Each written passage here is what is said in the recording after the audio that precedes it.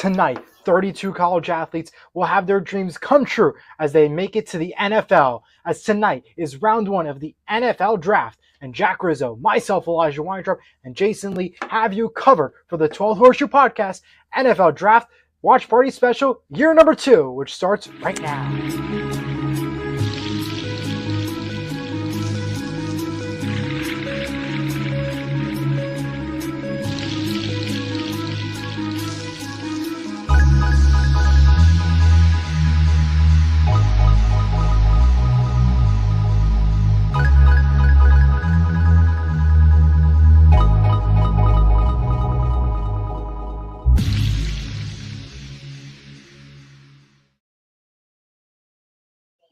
Welcome to the 2025 12th Horseshoe Podcast NFL Draft Watch Party Special. Jayson Lee, Jack Rizzo, Elijah Weintraub joining you. We are so glad that you can join us here for an epic night of round one of the NFL Draft. Jack and Jayson, how are we doing? We'll start with you, Jack. It's a great night, Eli. It's going to be a thrilling Thursday in Titletown tonight. It's going to be an awesome night. Can't wait to see what happens. Jayson? Yeah, draft night, always unexpected, always a lot of surprises, a lot of fun. Football is back finally after a couple months. We get some action tonight, and hopefully it's going to be a competitive show. All right, well, we want to go over the format with you and see how this show is going to work. Well, once a pick is announced by Roger Goodell on your TV screen, whether it's on NFL Network or on ABC and ESPN, we'll bring you the pick right here, and we'll give you some in-depth analysis and more about that. And we're going to go through the draft order here, and we'll give up some of our thoughts on each of the picks. The Titans have the number 1 pick in the draft, followed by the Browns at number 2, the Giants at number 3, Patriots at 4, the Jaguars at number 5, the Raiders at number 6, the Jets at number 7, the Panthers at number 8, the Saints at number 9, the Bears at number 10, the 49ers at the 11th pick, Cowboys have the 12th pick, Dolphins have the 13th pick, Colts have the 14th pick, Falcons have the 15th pick, 16th is the Cardinals, the 17th is the Bengals, the 18th is the Seattle Seahawks, the 19th pick is the Buccaneers, the 20th pick is the Broncos, the 21st pick is the Steelers, the 22nd goes to the Chargers, 23rd is the Packers, 24th is the Vikings, 25th is the Texans, 26th is the Rams, 27th is the Ravens, the 28th is the Lions, the 29th is the Commanders, and the Bills at number 30, Chiefs at 31, and the Super Bowl champions, the Eagles, at number 32. Every single team holds their pick in round one of this year's draft. We'll see what happens tonight. We'll start off with the Titans. Obviously, we expect Cam Ward to go, but could we see a surprise maybe? I'll start here. First of all, thank you to everyone who's already tuned in here tonight. Feel free to comment down below any of your thoughts. We love interacting with you guys, so feel free to leave your comments. Yeah, Eli, you said it. I think it would be a major surprise if this wasn't Cam Ward here at number 1. Listen, this isn't the year for quarterbacks. Let's be honest here, and people might agree with me, people might disagree with me. If we're taking Cam Ward in last year's quarterback class, he's my 7th best quarterback. I think all 6 quarterbacks last year are better prospects. But here's the thing. I have Cam Ward as the 20th best player in this year's draft class. But if you're the Tennessee Titans and you truly believe that this is your franchise guy, it does not matter where you are picking. If you believe that this is your franchise guy, 5 years down the road, he's a Pro Bowler leading you to the promised land, nobody will ever think about if you reach for him or not. So if you truly believe it's your franchise guy, then go and get him with this number 1 overall pick. Hey, before I get to Jayson, Roger Goodell is coming out on a bike right now. So if you see me laughing, he's literally he's on a bike, literally. And he's getting booed as usual. Anyway, Cam Ward.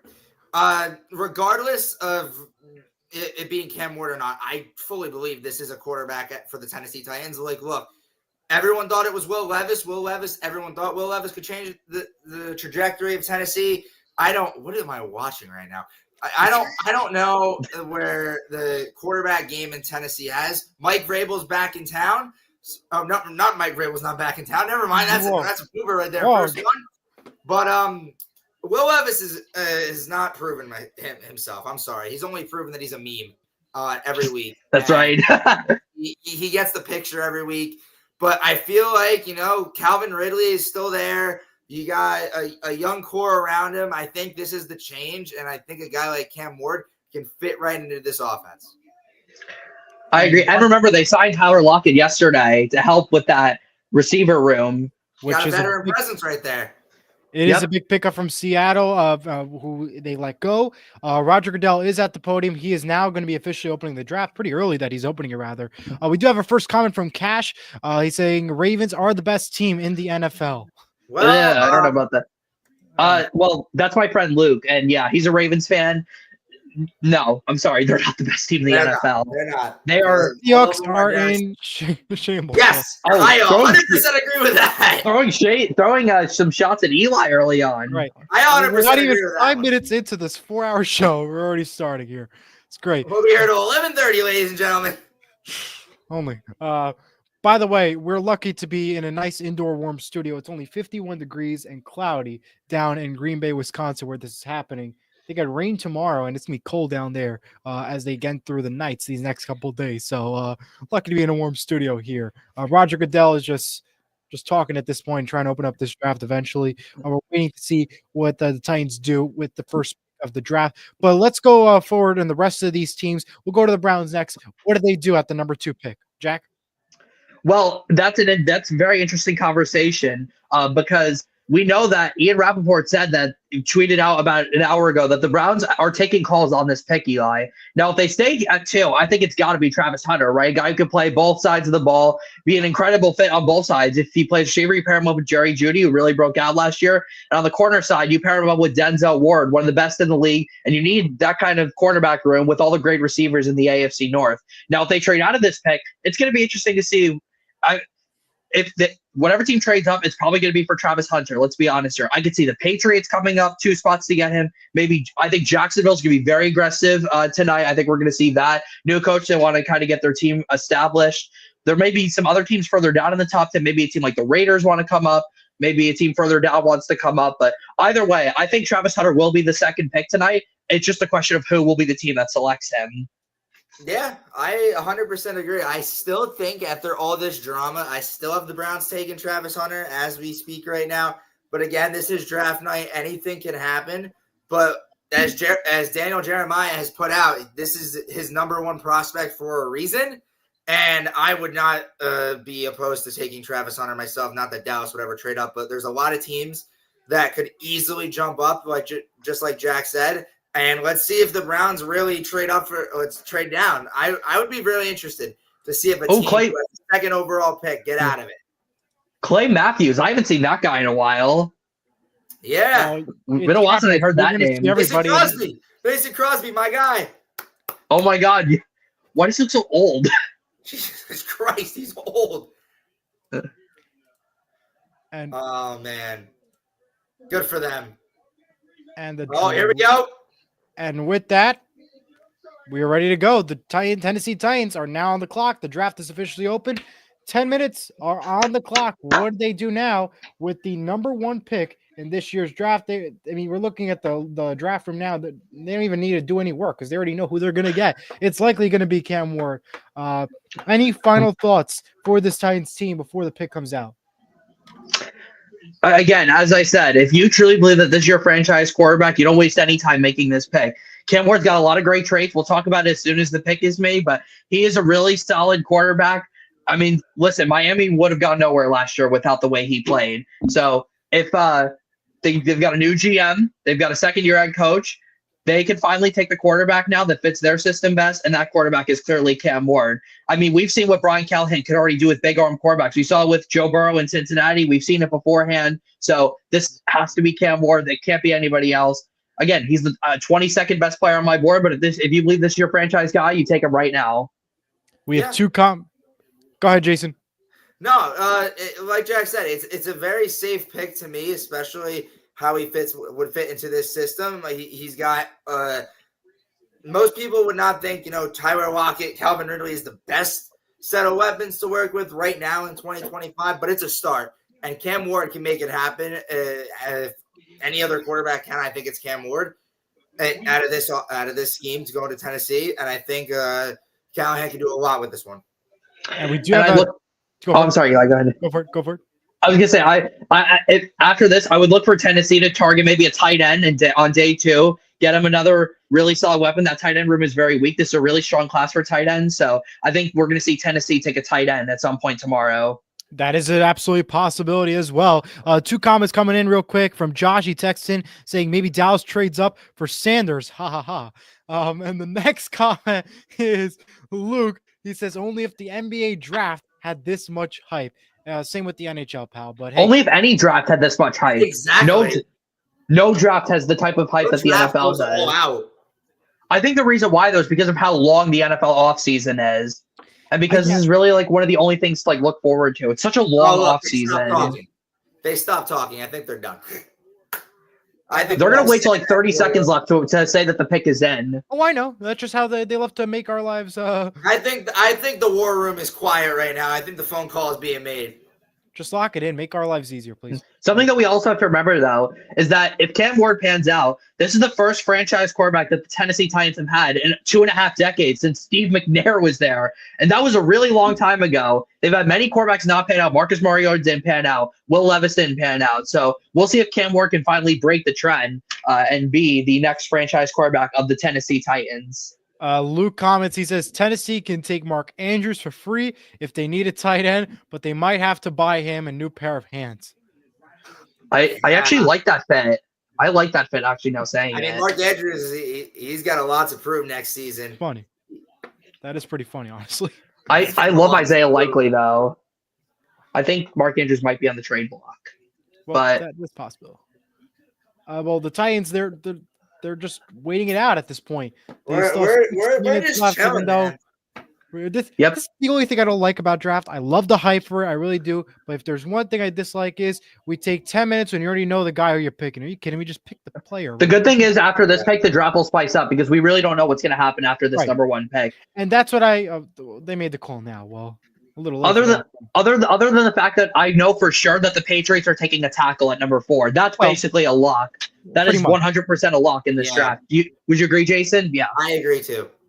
100%. Yeah. Oh, the call is made.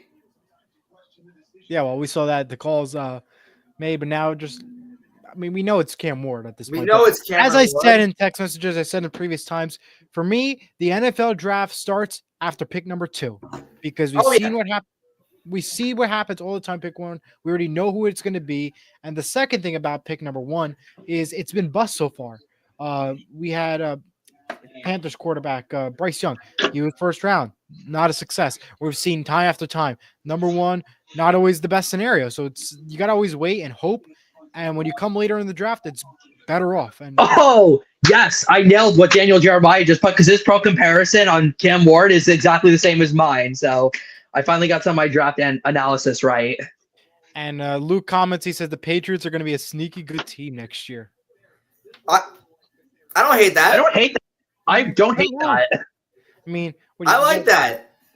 You got the Bills to work with, then you can take care of the Jets and the Dolphins. You could take out the Jets. Maybe the Dolphins you could leave in there, but the Jets you could definitely take out. I don't think the Dolphins are going to be good next year. No. They have no offensive line. Maybe there's another block for tonight. The Dolphins go with an offensive lineman at 13. That is possible. Well, the pick is in officially, and now it's just a matter of waiting for Roger Goodell to officially claim that the Tennessee Titans are going for Cam Ward. We will find out momentarily.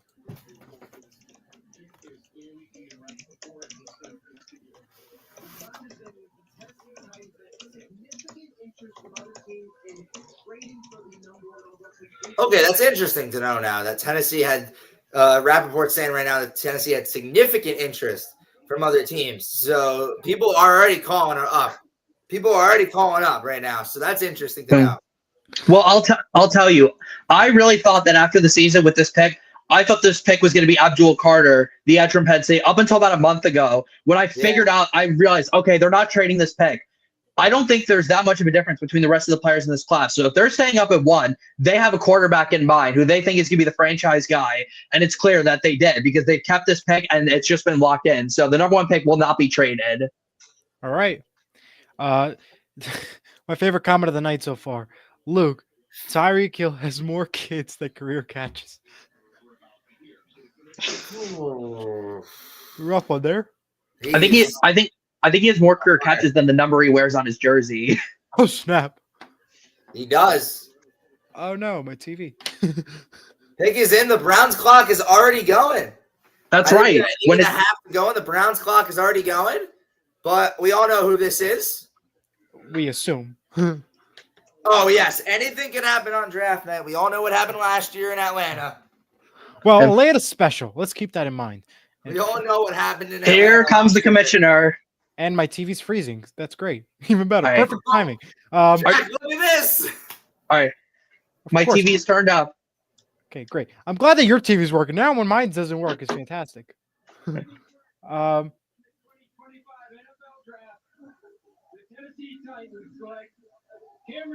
There it is. Cam Ward. And you heard it there. Cam Ward from the Miami Hurricanes. It is easy. It is magical. Cameron Ward. Yeah, Cameron Ward, Miami Hurricanes. His last year's stats: 4,313 yards, 39 touchdowns, 7 interceptions, and QBR rate of 88.7, second best. Born from West Columbia in Texas, and he is the number 1 pick in this year's draft. Jack, go for it. All right, let's dive into it. Cam Ward. First off, let's start off. Elite arm talent. This guy slings the ball like it's nothing. Incredible arm talent. Pinpoint accuracy. I love his accuracy, especially over the middle of the field. It's excellent. Also, a playmaker. He can make plays with his legs. Now, again, I do have some concerns about Cam Ward. I think he's too comfortable in the pocket sometimes relies too much on his arm strength. I think he's a drifter in the pocket, and sometimes he will make decisions. Sometimes if he's under pressure, he'll make bad decisions. I go to that Georgia Tech game last year where he made a number of mistakes that ended up costing Miami the game. But I think that I think Cam Ward is going to pan out in this offense. I think Brian Callen's going to get the most out of him. He has the leadership mentality. They were talking about it earlier today. Him and Calvin Ridley already have some sort of a connection. And ideal size, and the guy I compare him to is Baker Mayfield. I think he has a lot of traits similar to Baker Mayfield with the strong arm, can make plays with his legs, has great accuracy, and I think that Cam Ward is going to be a great fit with the Titans, that he's going to be their franchise guy. How about you, Jayson? What are your thoughts? There's some breaking news actually coming in. It appears from our comments here that the Jaguars have just traded up to the number 2 pick of the draft, which means the Browns are no longer on the clock. It is now going to be the Jacksonville Jaguars. The Jaguars are now on the clock. They move up from the number 5 pick to the number 2 pick. They're still on the clock. They're going to be just starting to discuss this. So, Jayson, we'll go to you. Discuss about Cam Ward real quick, and then we'll go into the Jaguars. I'll make it quick because I didn't know we would have a lot of drama right now. It's 8:17. We just started, but it's really tough to pin down a pro comparison right now for Cam Ward.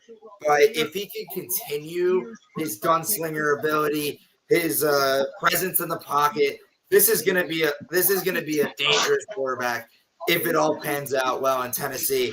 But I feel like he could grow in some cases. But I feel like Cam Ward is a solid quarterback, and he's gonna be a solid quarterback in the coming years. But wow, 5 minutes in, and Jacksonville is on the clock. Look at this trade. Browns get the 5th overall pick in the first round, 36th overall pick in the second round, 126th pick on the 4th round, and the 2026 first round pick. The Jaguars, the 104th overall pick in the 4th round, and the 200th overall pick in the 6th round. The Browns got a haul moments ago. Wow. The Browns got a haul. Eli, are you sure that the draft starts after the 2nd pick? Because I don't know about this year. We couldn't wait. Now, this could be a lot of people. My TV's not working. It's the best part. Stop it, Jayson. It can't.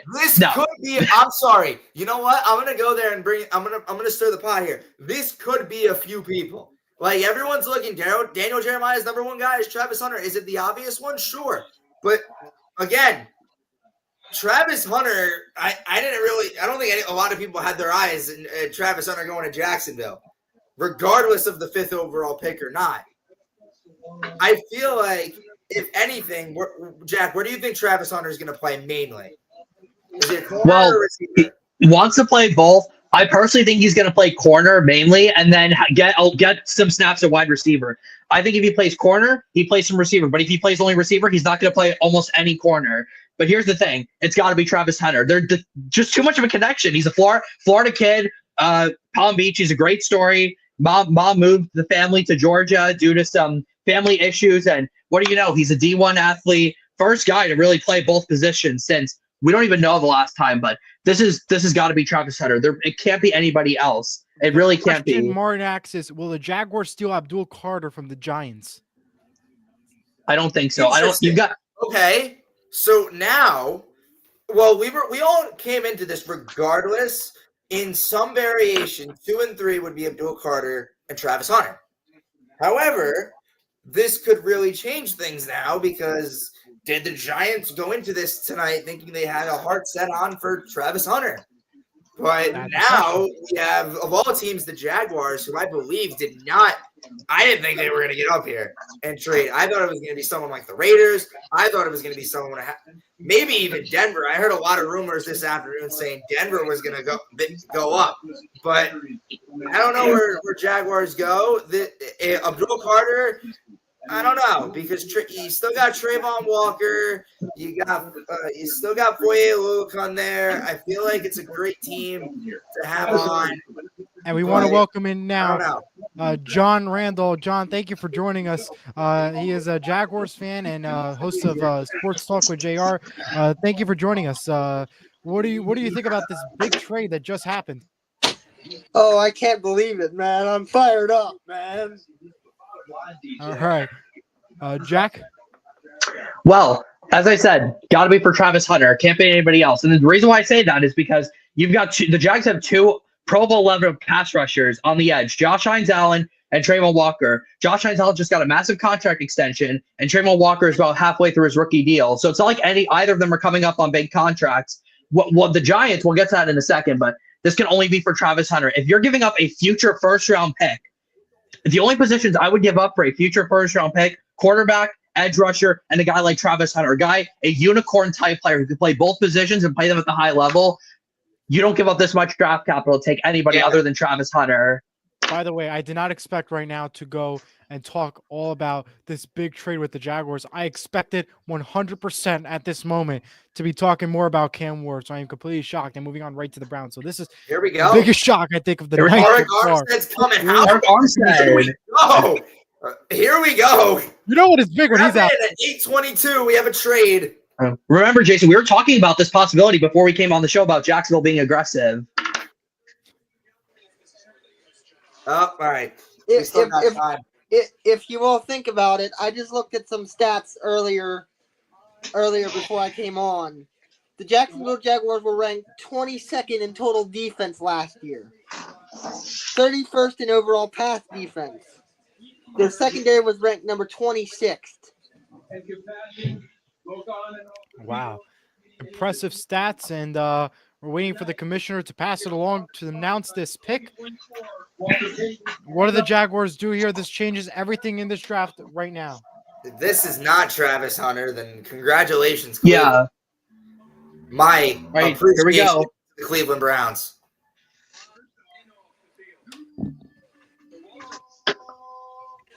Well, he's going to congratulate and talk first. By the way, the next team on the clock is the Giants. We are standing by for the Giants. What's the other one? Well, let's say they decide to do something magical here, which at this point anything's possible. Still standing by here for the pick. Yep, he's giving a speech right now. Yes, as we expected to. Here. This is again, what a surprise here with the Jaguars moving up. And now the pick. Thank you. Here we go.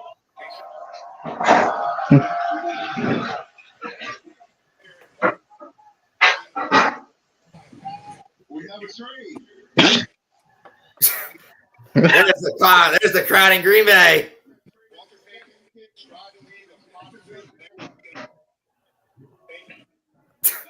I guess Green Bay don't like that one.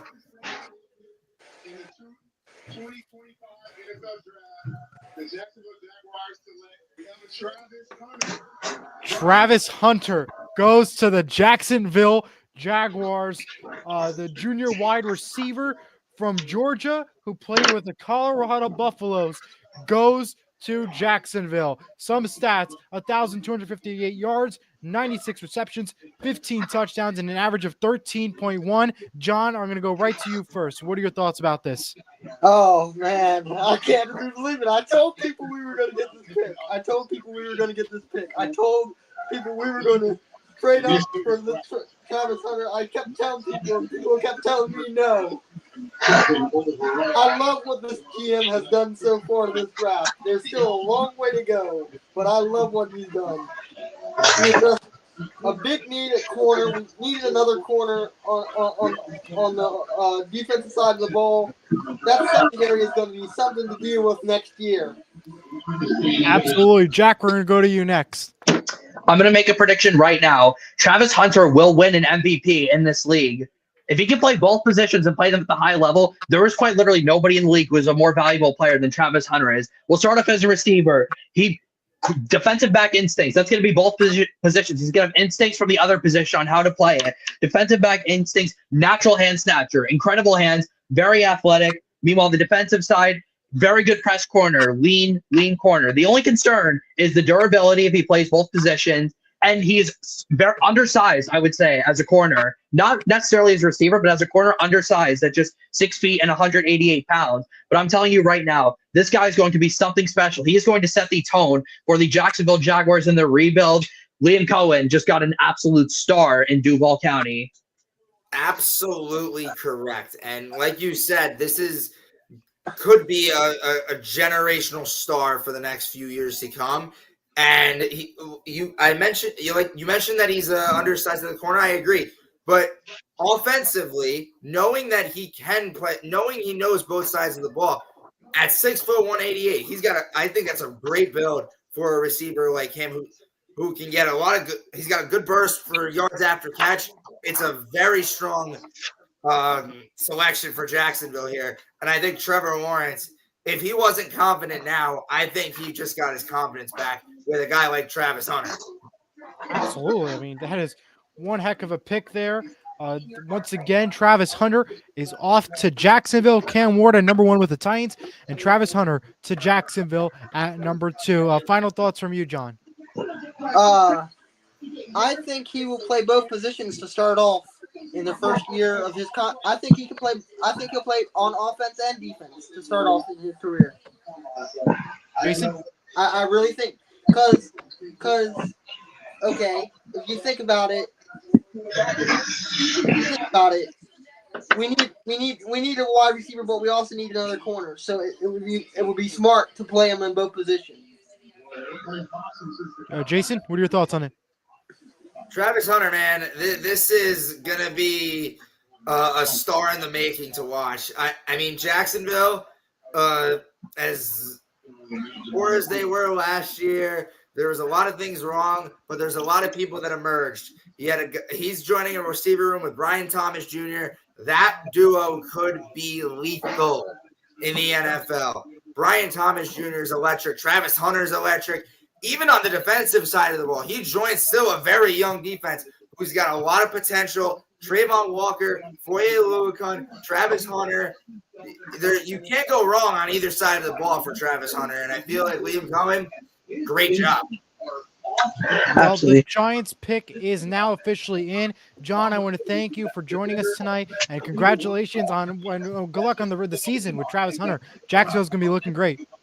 Yep, enjoy the night, buddy. You got yourself a stud. I know, and you have to go up against you guys now. It'll be great. Thank you, John, again. All right, John, have a great night. You do the same. Thank you. I will say, Jack, he's got to share a division with you 2 games a year. Yeah. Get ready to lock him up. The makeup of the AFC South just got completely different. Good thing that the Colts prioritized the secondary in free agency. Got ourselves a stud lockdown quarter in Charvarius Ward and a playmaking safety in Cam Bynum. We're certainly going to need that now, playing Travis Hunter twice a year. That is some really scary stuff. But I also want to credit the Cleveland Browns, though, for the haul they got back for that pick. They only moved down 3 spots. They're still going to be able to get themselves a really great player at number 5. They might even trade back again. I wouldn't be surprised if they did, honestly.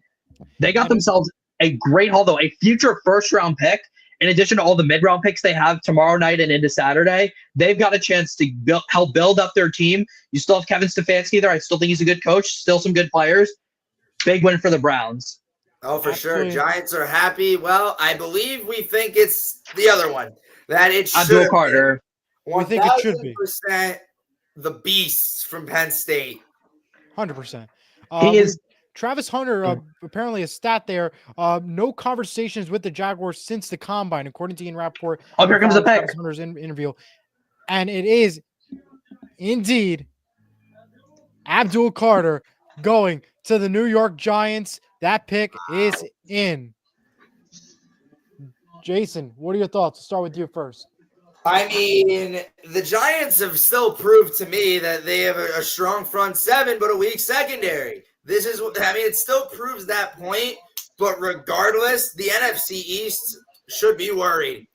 Abdul Carter, Dexter Lawrence, even Brian Burns, throw him in there. Oh boy, that is going to be tough for offensive line. And you look at Abdul Carter, 6'3", 250 pounds, and he moves like a cheetah off the edge. And that is scary. I am terrified that I got to see that twice a year. And Abdul Carter could be blocked easily for defensive rookie of the year in 2025-26 season for sure. Jack. Travis Hunter, I am so sorry, but Abdul Carter is the best player on my board in this year's draft class, and here's why. First of all, doesn't exactly have the most ideal size, 6'3", 250, but as Jayson said, he moves like a cheetah, and you can see it on the film too. First of all, incredible motor, probably the best out of any defensive lineman I've seen in 10 years.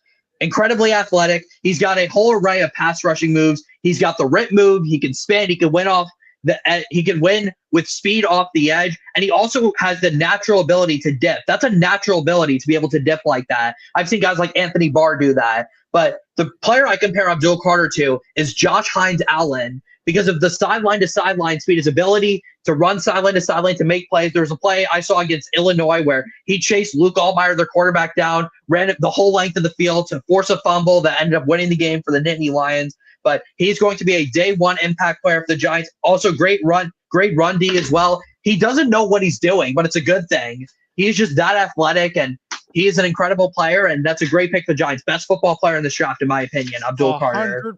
100% agree. And they just showed MetLife Stadium, a packed MetLife Stadium with both Giants and Jets fans. I think that's the most packed I've ever seen a draft party at MetLife Stadium. And Jack, we were there.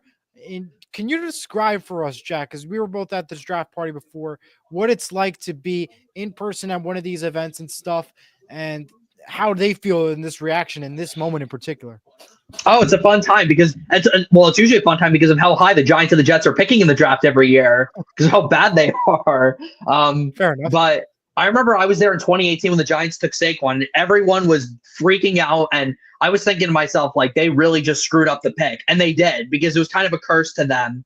You know, they could have gotten Josh Allen or Lamar Jackson with that pick, and instead they took Saquon, who was great, but he was plagued by injuries, left after 4 years, and then the next year I was there. I was there the next year when they took Daniel Jones, and everyone was so mad. It was so funny, but yeah, it's a great time. But wow, I still am processing that the trade that just happened a few minutes ago. Absolutely, 100% there. Either way, though, great. First of all, great Jaguars. I understand why you want to come up and get a guy like Travis Hunter. And Cleveland, great job getting all that back. And the Giants make probably the safest pick of the draft. This guy's a lock 100%. To be a Pro Bowler in the NFL. Unbelievable, just an unbelievable player. 100% there. What a move there. Might have been a good move, but not been just a great move by the Giants. What a move between the Browns and the Jaguars. I think that might be the craziest move of the night. And it came in pick number 2 only. That's the scary part. By the way, the Patriots are on the clock. Patriots are on the clock. I mean, it's Will Campbell? Question mark? Anyone refute that? No. But I feel like regardless, Drake May needs help for a potential scary offense like we've potentially have discussed. And they went out. They got a lot of pieces. Stephon Diggs is there. You still got a guy like Hunter Henry. Ramondre Stevenson can get it done when he's healthy and when he's on. You give Millen Williams $103 million to disrupt the pass rush. I think he can. You gave him Carlton Davis. He's there too. The biggest question mark is Drake May's mobility in the pocket. Will Campbell is your answer. I think it was a unanimous, I don't know what he won exactly, but he was a unanimous decision for, I think, top offensive lineman in the FBS. And this is a monster you're looking at the edge. Well, the NFL Network has just gone to commercial, but the pick is in before they gone. A comment from NICXS, a Giants fan here. Carter, baby, let's get it. Yeah, you got a great pick. Got a studded defensive end. All right, so with the Patriots, I really thought that they would go with a receiver here at 4, up until they had signed Stephon Diggs, because they really didn't have much, but now you signed Diggs as your top guy. I think they'll focus on receiver maybe tomorrow, perhaps, but now the only move they made on the offensive line was Morgan Moses, a tackle who was on the wrong side of 30, let's mind you, with a very with a lot of injuries in his career. So there's not much durability on this offensive line. Now, I personally think that Armand Membu is the better prospect, but I think they're going to take Will Campbell, because Will Campbell is a left tackle. Armand Membu's over on the right side. And, you know, with Will Campbell, again, he's many years of production. It's not like he was like a one-year starter or anything, but he's got incredible build. He doesn't let anyone get by you, and he's going to be Drake May's blindside protector for many years to come. Now, I personally think that he actually might be more of a guard because of his short arms, but I think the Patriots are going to play him at tackle, and I think he'll be just fine there. 100% agree. 100% agree. Mind you, 6'5", 319 as your blindside blocker. Drake May would get a gift with Will Campbell. Nobody would leave the draft happier tonight than Drake May if that was the pick here. Yeah, 100% agree with you. A couple comments. Alexa asks what happened here, and Nick's Giants going all the way. Let's go, big dogs. Just to give everybody a recap, Titans went with Cam Ward. Giants got Abdul Carter at number 3, and the Jaguars, who moved up to pick number 2, picked up Travis Hunter. And now the Patriots, their pick is in, but they've gone to commercial, so it's going to be a little bit till we get that pick officially announced and in. Final thoughts for the Patriots before that pick comes in, Jack. Yeah, well, we said it. It's going to be a lineman, and it's almost certainly going to be Will Campbell here. He's an excellent player. He's a lock to be a Pro Bowler in the NFL. He's got really everything you'd want in an offensive lineman other than the arm length, which is a bit of a concern. But we've seen other players around the guys like Aaron Donald, who had very short arms, turn out to be just fine, I think. So I'm not concerned about it as much as anybody else, but I think this will be Will Campbell here. Pretty much a lock. Yeah, I 100% agree, and I would like to bring up that the Browns now hold the 5th overall pick. What is the plan now? Because I feel like the Jaguars, the original plan was Mason Graham, because Mason Graham was going to fall into their lap. Big addition to the defense there to reunite that Saxonville tradition that was once there like 5-6 years ago. But now the Browns are on the clock for 5th overall pick now. What is the move? They have options. They've got lots of options. They could go O-line. They could go Ashton Genty. I would not be shocked at all if that was the pick. No. I would. We know how much the Browns love to run the football. That would make a ton of sense, I think. I think maybe a receiver makes sense. Pair one up with Jerry Jeudy, perhaps. We'll have to see, though, what ends up happening. But first, let's see what the Patriots do. They're still in commercial, but we do have a couple comments here. Nick says Campbell to the Pats is going to be nice if it happens.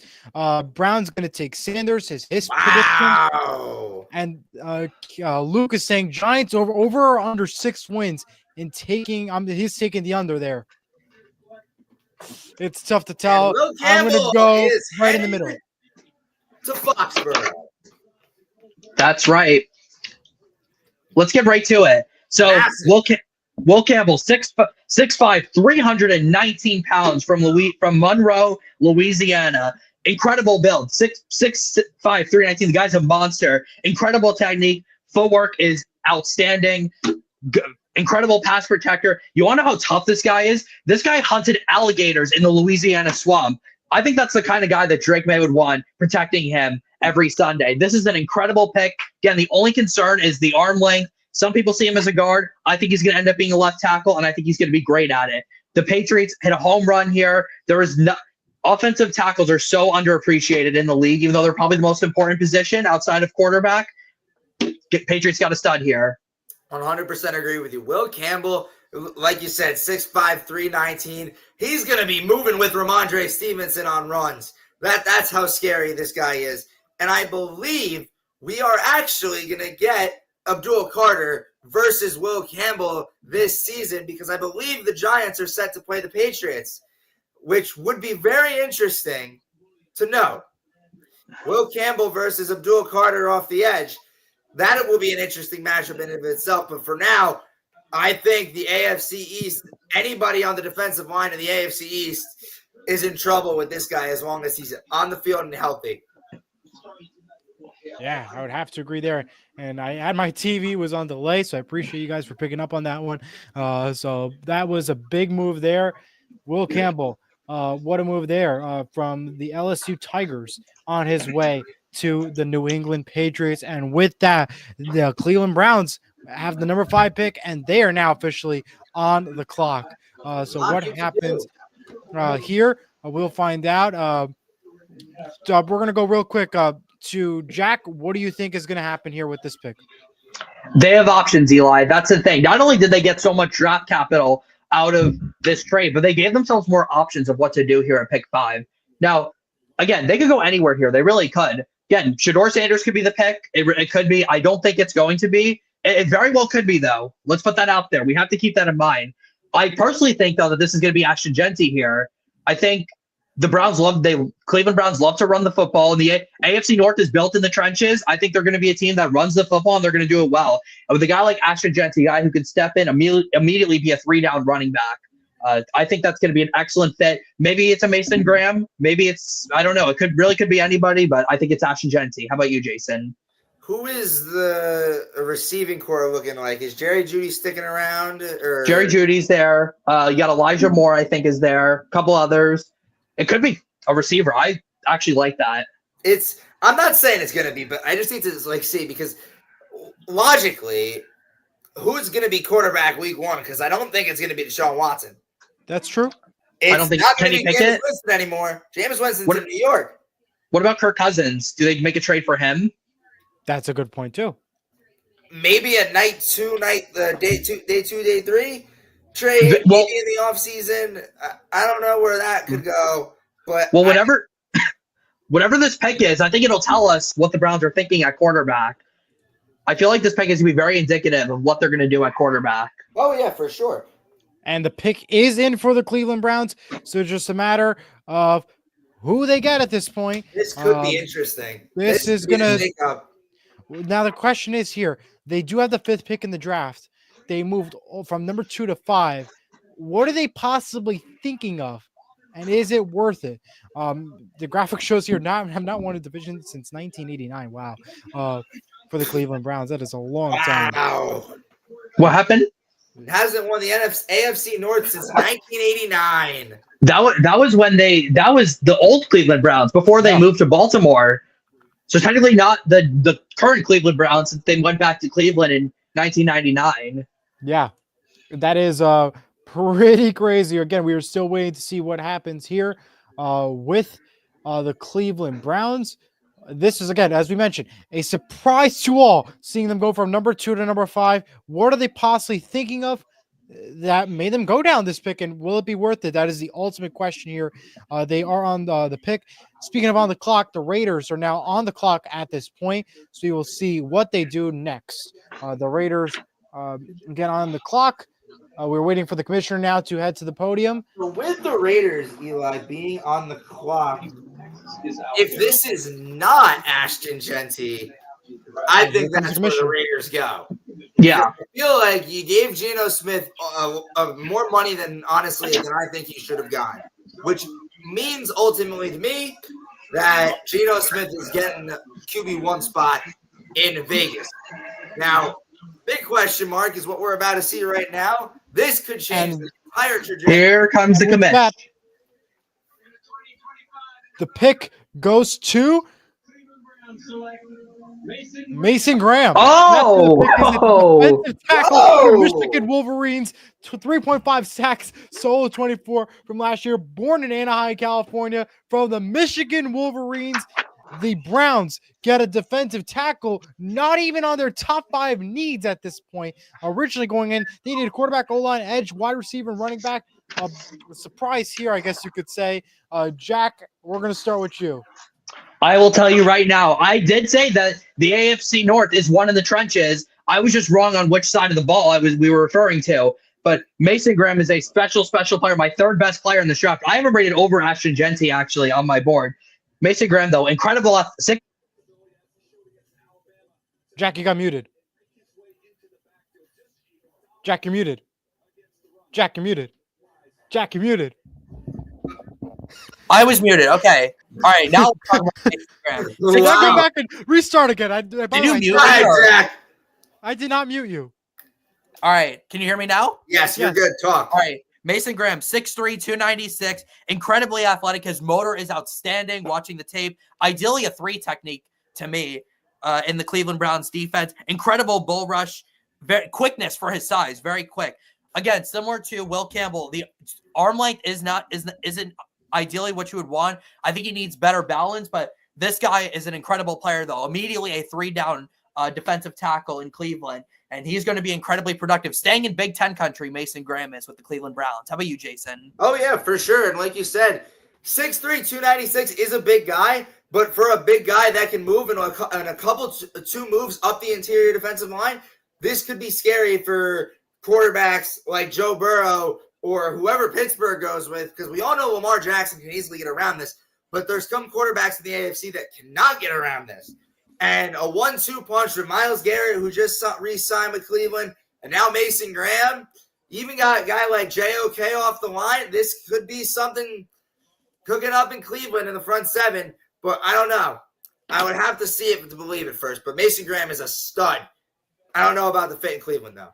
Mason Graham can single-handedly take over games. He single-handedly won Michigan's game last year over USC. I watched that game. The guy was a force in the middle of the field. Him and Kenneth Grant just terrorized opposing. We'll probably see Kenneth Grant go later tonight, but they just terrorized opposing offensive lines all of last year. But, man, this kid is something special. He's going to be a force there in Cleveland.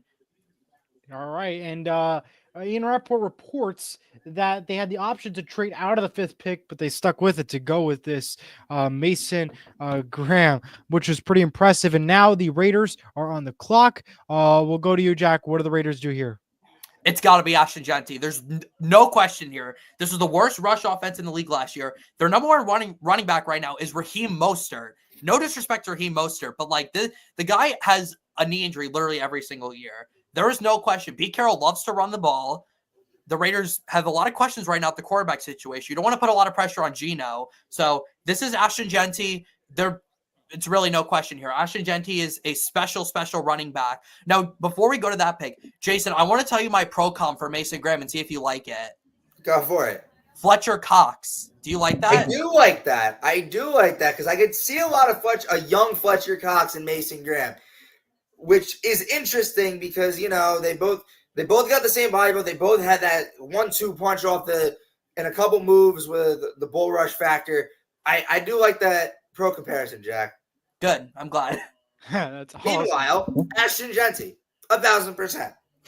Like you said, Pete Carroll runs the ball. The pick is in. On my screen, I think it is.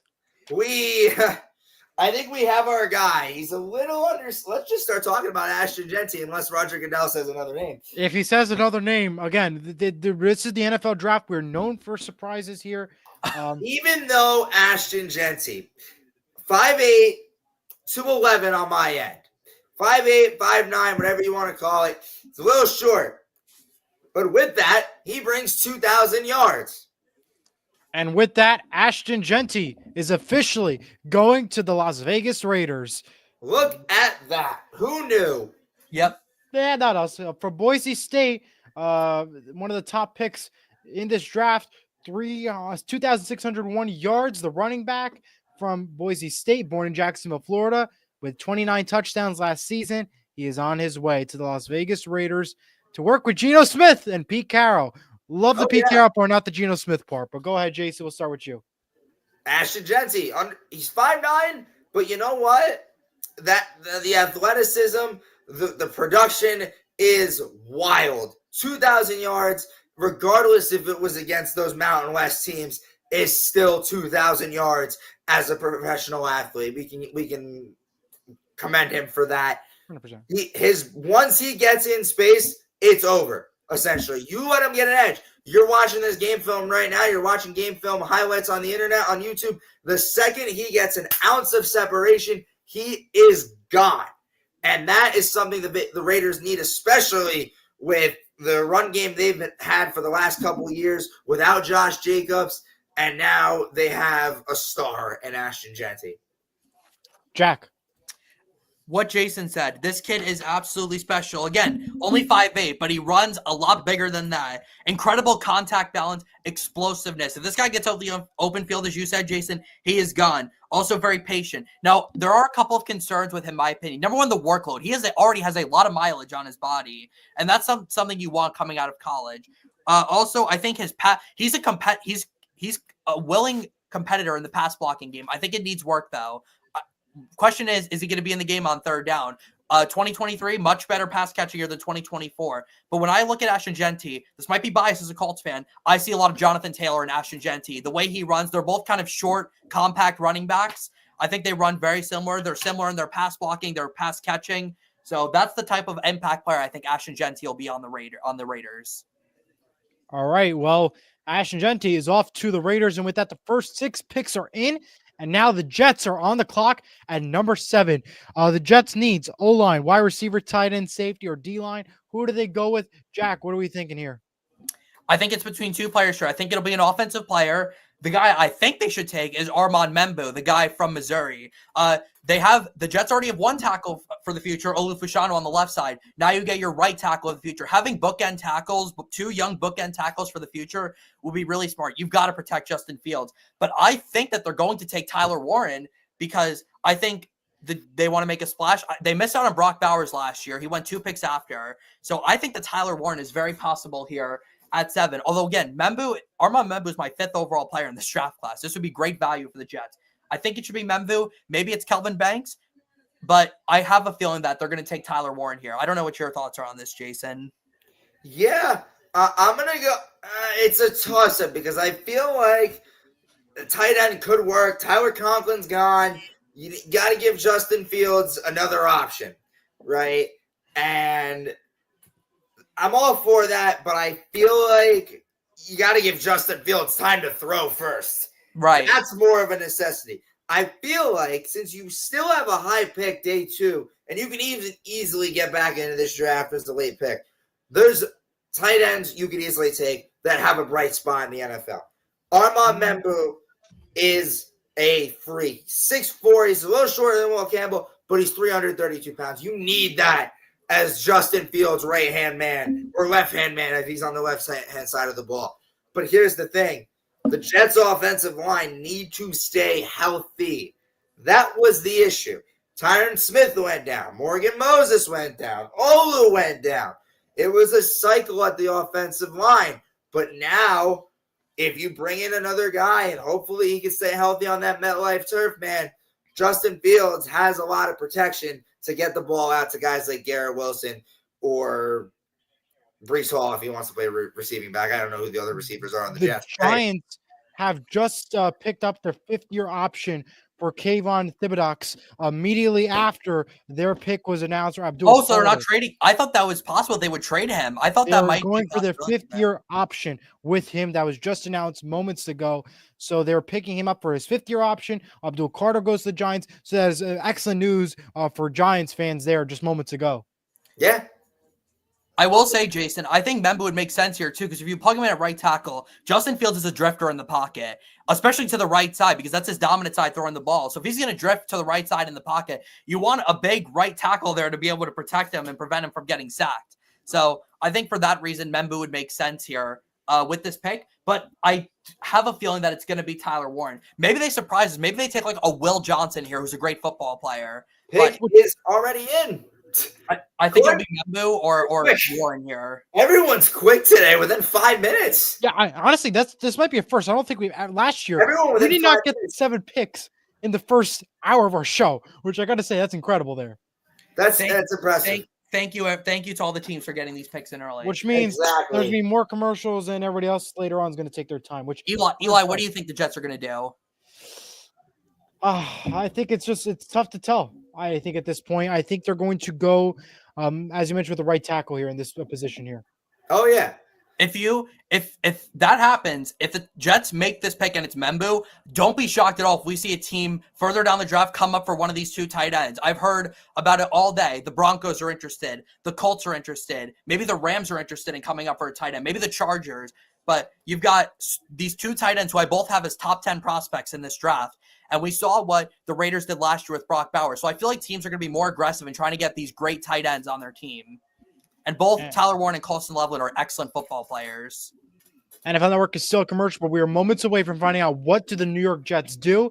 That MetLife Stadium right now must be electrifying right now to see in that draft party, considering the Giants just picked about 4 picks ago, less than a half hour ago, and now the Jets are moments away from doing the same, and they're picking very fast, very early. Again, that pick is in for the Jets. We are waiting to find out what do the Jets do here. While we're here, like, let's find out what the Jets are doing. What are the Carolina Panthers? I was just going to bring that up. That they are going to take whoever the highest rated defensive player on their board is. It's quite simple. This was the worst defense in the league last year. They were the worst scoring defense, worst total defense, worst rushing defense. They were awful in defense last year. You can make the case with how well Bryce Young played in the second half that they would have had a better shot at winning the division if this defense could actually stop a nosebleed. You go back to the Kansas City game and the first Tampa Bay game, all these games that they lost because of how bad their defense was. So unless they trade the pick, they're taking whoever the top-rated defensive player on their board is. I feel like you can get behind that, Jayson. Johnson? Is it Will Johnson or is it Jalen Walker for me? I think it's Walker because the Panthers were like 23rd in pass defense last year. Not bad. This run defense has to get better. You get Jalen Walker, a hybrid linebacker who can rush off the edge and cover. All right, Eli, I'll give you the signal. All right, wow. Is that a good wow or a bad wow? I'm scared. Hold on tight. Armand Membu is who the most pointless wow I've ever heard in my life. Yeah, I was scrolling through my board. I was like, wait, who we pulling up? Who we pulling up from like a 30? That's suspense here, by the way. Missouri Missouri Tigers where he played from, born in Missouri at Lee Summit, and that's who they get. Jack, I'll go to you. I love how I got you guys excited there for a second. Let's get right to it. You said Jayson 6'4", maybe a little short, but again, he's 332 pounds. That is incredible size. He's for that size. He's incredibly athletic. He's versatile. He can play on right guard or right tackle, wherever the Jets want to play him. Watching this guy film, I never once saw him on the ground. His balance for being that big is incredible. It really is. And I don't really have any weaknesses on Armand Membu. He's just a really solid all-around player. I guess the only thing you could say is that maybe because of how big he is, he might have to play or guard. He might have to drop a few pounds if he wants to be a full-time tackle. But this guy is a stud. He is a lock. And the Jets now have their bookend tackles for the future. I think this is the first time in a while that I've actually been impressed with what the Jets have done in the draft. Because now you have their two young tackles for the future. Justin Fields has to be thrilled about this pick. How about you, Jayson? Yeah. The pick is in like already. We said about Will Campbell, this is a guy who, despite being 6'4" and 332 pounds, he can move. He can move with the running backs. He can move with the quarterback outside the pocket. This is a guy that the Jets found a gem. They found a gem with Olu last year, but it's going to be the same issue. That MetLife turf, man. That MetLife we turf. can talk about it all we want. It has to work. If these two go down, then it was all for nothing. That's why I'm concerned with him being 332 pounds as a tackle. I think he has to drop some weight in order to be a full-time tackle. That is fair there. By the way, the Carolina Panthers pick is in. They Wow. got to commercial, but their pick is in moments ago before NFL Network went to That's going to commercial. be within 3 minutes. I will know. say, I Jayson. think that's why they went to commercial. I will say, guys, I think defense is possible here, but I mean, you've got two really good pass catchers who are pretty high-rated players on my board that have fallen here to 8. Ted McMillan and Tyler Warren could both be really good fits in this offense. So the question comes down, do you want to get Bryce Young another weapon, or do you want to get a defensive player? I think it has to be the defensive player. This defense was so bad last year. But I'm just saying, keep an eye out, though, for a weapon, though, because I think that's very possible here. I feel like with the way this goes, and I feel like the Panthers should know this by now, that I feel like you can assess the offense tomorrow. Because with where you are in the second round, I feel Luther Burden will be there. Another tight end will be there. Yeah, Quinshawn Mason Taylor Judkins. is really good. Quinshawn Judkins, Travion Henderson could be there tomorrow. Ooh. Anyone there on the offensive side is there. The defensive side of this draft is more limited than the offensive side. Jalen Walker needs to step up because I can feel like, is Shaq Thompson still there? No, He's they long released gone. him. I There's love nobody- I love Shaq Thompson. I'm glad you mentioned him. I love that guy. One of my Yeah, favorite defensive but- players. Even to that point now, there is no one that has had the same success on the defensive side of the ball in the Carolina Panthers than Luke Kuechly, and he's long gone. Since then, it was just a mix of people. You had Brian Burns, Jeremy Chin had that bright spot. Derek Brown is still there, but Derek Brown needs help. Derek Brown needs a lot of help, and I feel like someone that can move in the pass coverage, in the run game, I think Jalen Walker is your guy. I will tell you, Jason, Jalen Walker is not the highest rated linebacker on my board. I think Jahad Campbell is the better prospect. I think he's a more complete player, but I think they're going to take Jalen Walker because of his upside. His upside is higher than Jahad Campbell's, I'll admit that. And Jahad Campbell also has injury concerns. I think that's why Jalen Walker is going to be the pick here. But I still think that Jahad Campbell is the better prospect. Actually, he's my favorite player in this draft, let alone I think is the better prospect. But I think Walker will be the pick here, though. And we're just waiting for the announcement here at this point. Their pick is in. We will see if they get Jalen Walker. We will keep an eye on that. Very packed Lambeau Field. And they were actually showing during on Twitter and X earlier today how houses nearby were offering parking for $100 just to park, just so they can do just have a spot for the draft. Wow. What a way to make money in Green Bay, Wisconsin. And they said there was even one sign that says you could park and pee. And There's even probably give you more- an option to use the bathroom.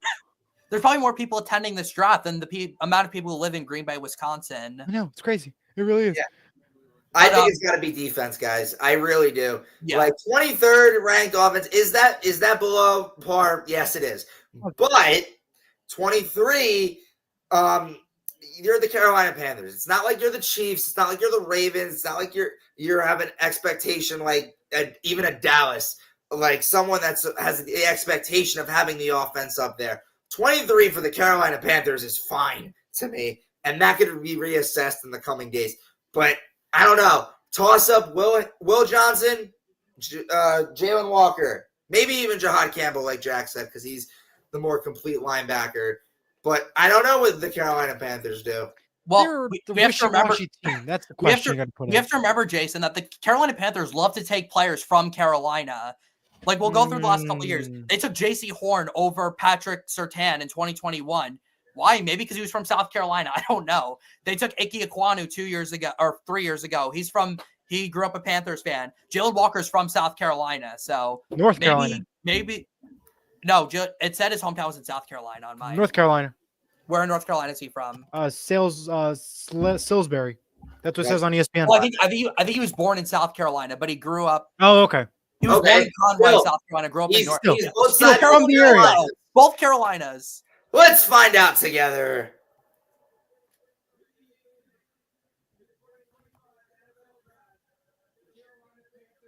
Whoa. Oh! They went receiver. Aura McMillan. You did not pass it up. They went receiver. I am very shocked about that. But Daniel Jeremiah is going to have a lot to say about this one because he wasn't even in the top 15. I'm not even mad about it, though, because I love Ted McMillan. Yeah. Well, I mean, but you could have wow. But and he's from Hawaii too. Not even North Carolina. We were completely wrong about that theory. Let's talk about Ted McMillan though, real quick. 6'4", 219. First off, great size, incredible catch radius. He's got size, he's got length, very fluid. Run after catch. He's the best run after catch big receiver I have seen since AJ Green. I think that's pretty high comparison for Ted McMillan. Now, there are some weaknesses in his game. I think he could be a better route runner. doesn't have the highest speed, but he is the best receiver in this draft. He's going to be a red zone nightmare. Get ready, NFC South defensive backs. Ted McMillan is coming to Carolina, and I have a couple players that I've compared him to. I think he's very similar to Drake London, which is funny because Drake London's in Atlanta. But I also see, if you guys remember Devontae Parker, I see a lot of Devontae Parker and Ted McMillan. How about you, Jayson? What are your thoughts on Ted? Yeah. 6'4", 219. I believe he ran a 4.42. That's all you need. That is all you need in a freak athlete, and no one would pass that up. I wouldn't pass that up. I don't think anyone would pass that up when you look at it that way. A physical beast at receiver, and a lot of people said that Bryce Young really wasn't confident. I think he is now. Has a 6'4" monster who he's throwing the ball to. I think that offense just got a big help, and especially now with Bryce Young turning gears, I think the Panthers could have something brewing in Carolina in the NFC South right now. Well, the New Orleans Saints are now officially on the clock here as Roger Goodell is handed a lei from Hawaii. There it is. I love the fit that Ted's got on tight. The purple. I like the purple. I do. Blue. It looks like purple. Oh, wow. Bluish purple. What do you think it is? It's purple. It's a lavender. It's a lavender. Yeah, we'll go with that. Lavender. So now the Saints. This is going to be interesting. This could change the whole thing. First off, I think this is a spot where a team could come up and get a player. Yes. Jayson, let me tell you right now. Oh, yep, the Saints are still on the clock. Let me tell you, though. The Saints have – I'm sorry, something – he does that often. He just goes, it's normal. It's a normal thing. The Saints have the worst roster in the NFL as we stand right now. I'm not sure if you agree with me, guys, on that, but this is the worst roster in the NFL as we stand right now. So whatever they do here with the 9th pick, they have to get it right. That's all I'm going to say. They could go anywhere here. They need help. They need a quarterback. They need running backs. They need pass catchers. They need pass rushers. They need anything. So whoever the highest rated player on their board is, unless they trade out of this pick, that's who the Saints are taking. Yeah, well, the Saints are technically on the clock, but they have not made their picking yet. No update yet from Ian Rappaport on a decision yet on what they're decided to do. He has appeared on NFL Network. Their pick is now officially in for the question, is it Shedeur Sanders? Who do we think? Final thoughts, guys. Could be. It could be. I watch out for Jackson Dart, though. Don't be shocked if it's Jackson Dart. We saw one NFC South team reach for a quarterback last year in the first round. Are we going to see another? We'll Possibly. see. At the same pick? No, the Falcons picked 8th. All right. It's close. I think this is so tough because I really thought that Ty McMillan would be a really good fit here if he was there, but he's not there anymore. The Panthers took him. So now, do they take a quarterback? Do they take Tyler Warren? I think that'd be a good fit. Do they take a Kelvin Banks maybe from Texas? Get yourself a nice future. A lot of options here. Or do you take – you've got Jalen Walker on the board, though, now. He's past the Panthers. Do you take a Michael Williams, also from Georgia? Do you go with a Will Johnson? They could go anywhere with this pick. Like, Jayson, I have no idea what the Saints are doing here. I feel like we can agree on that. Yeah. No idea. By the way, though, I will say my top 7 players are all off the board now. So my draft board is pretty similar to what the picks have been in this draft. Mock draft. Oof. Let's see who's still here. Tyler Warren is still here. A lot of players are still there.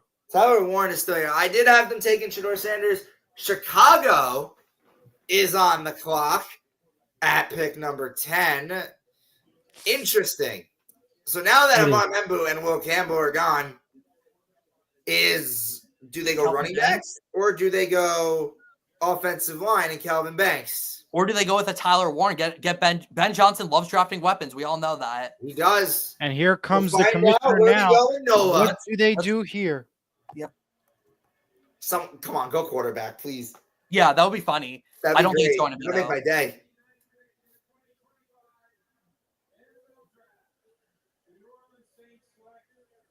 Calvin Banks. Oh, I was offensive tackle from Texas. Wow. All right. I He think wasn't even- officially the Niners just got Will Johnson now. Yeah. I Well, think that's clear. But Texas, play with Texas. Jason, Now you want to he's start us on Kelvin Banks? Kelvin Banks, man, I do love the pick, man. I don't got much on Kelvin Banks, but hey, okay? No, we do. We got stuff. 6'5", Of course you have stuff. 115 pounds. Whoever the quarterback is week 1, it's Derek Carr, it's somebody else they find in this draft. Who knows? But I feel like Kelvin Banks, it's just an overall elite talent at the tackle. He allowed Quinn Ewers and Arch Manning to do a lot in the pocket and out of the pocket. Kelvin Banks is going to be a star in the making potentially. I just think, he's not as gifted as a guy like Membu or Will Campbell, but he's still a safe pick, especially for the New Orleans Saints, who need a lot of help. They do need a lot of help for sure. Yeah, Kelvin Banks, 6'5", 315 from Humboldt, Texas. Great size, good footwork, very fluid. Concerns, reaction time is one. I think that's something he needs to work on. Again, has kind of a 315. He might be more of a guard. We'll have to see. He'll be on the right side, though. I love this pick, though. Nothing wrong with taking offensive linemen. There really isn't. But now let's go to the Bears, because this is about to get interesting, Jason. Now, Jack, I just saw a stat someone tweeted. It has been 19,810 days since the Saints last drafted a quarterback in round 1. So Arch Manning, it must have been then, right? It was Arch Manning himself. The pick is in Chicago. Now Chicago! All right. Okay, I want to congratulate every single team right now for being on time with these picks. Phenomenal job, by the way, tonight, because we've never had this in the past year. We got through 10 picks within an hour since it's 9:11 p.m. and we are through a third of this draft. Phenomenal. Bravo, by the way. Jack, you were saying something? Oh, about the Bears. This is interesting. You've still got all those great defensive players. I would not be surprised if it is a guy like Omarion Hampton. That's what I was just going to say, that I absolutely love Omarion Hampton. He's the 12th best player on my board. That's pretty high.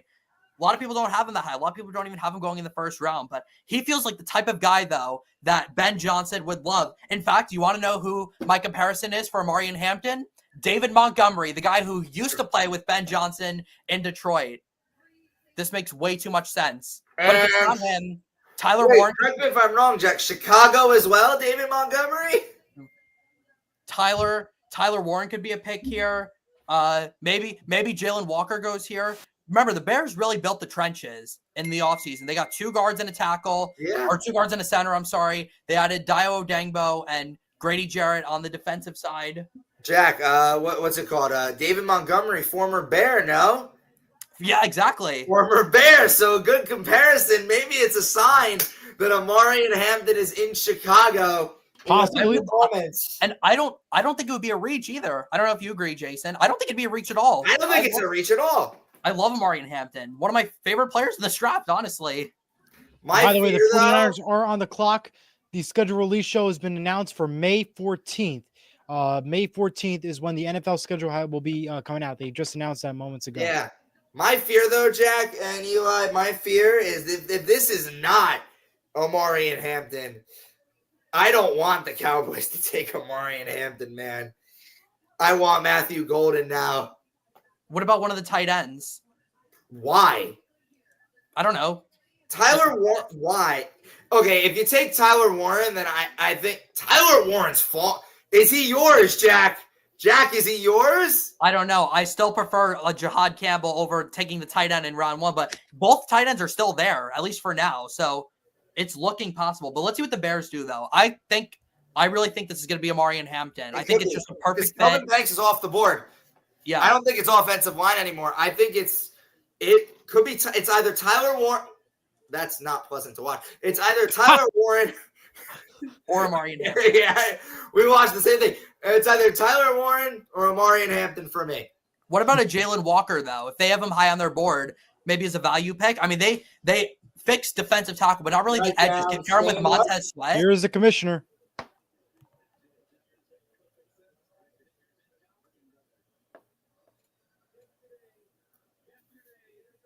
Ugh. We're gonna do a tribute for Steve McMichael. And we'll have a tribute real quick, so it's going to be a little bit. But yeah, my favorite Steve McMichael moment though was when he called out Angel Hernandez during a baseball game. He's at a Chicago Cubs game, and he was saying, "Take me out to the ball game," and he called out Angel Hernandez, the home plate umpire, right before the song. that is pretty funny. It really Yeah, it was hilarious. R.I.P. Steve McMichael. We are still waiting for this pick. They're getting through this tribute momentarily.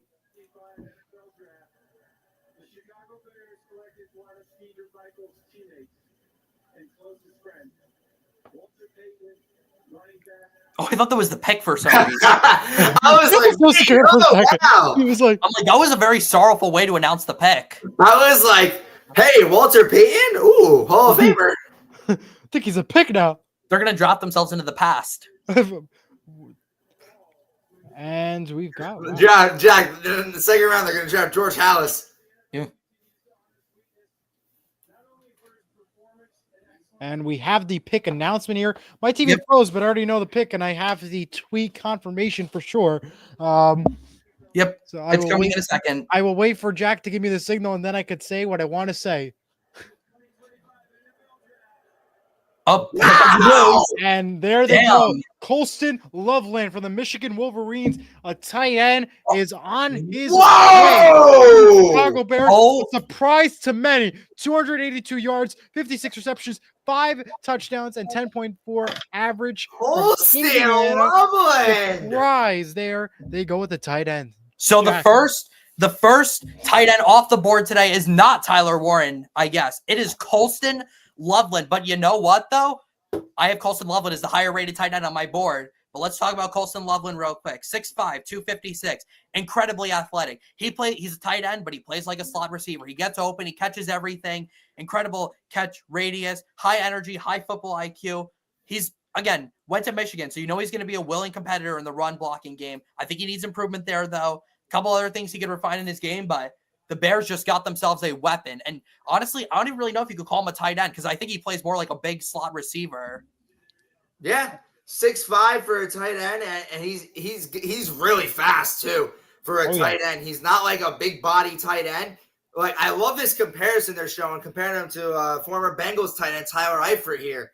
I think that's a great comparison too. He's quick outside. He's a quick outside or inside the numbers guy. He easily gets open, and he makes aggressive catches on the sideline. He's a great aspect, especially for Chicago too. Ben Johnson's gonna love this guy.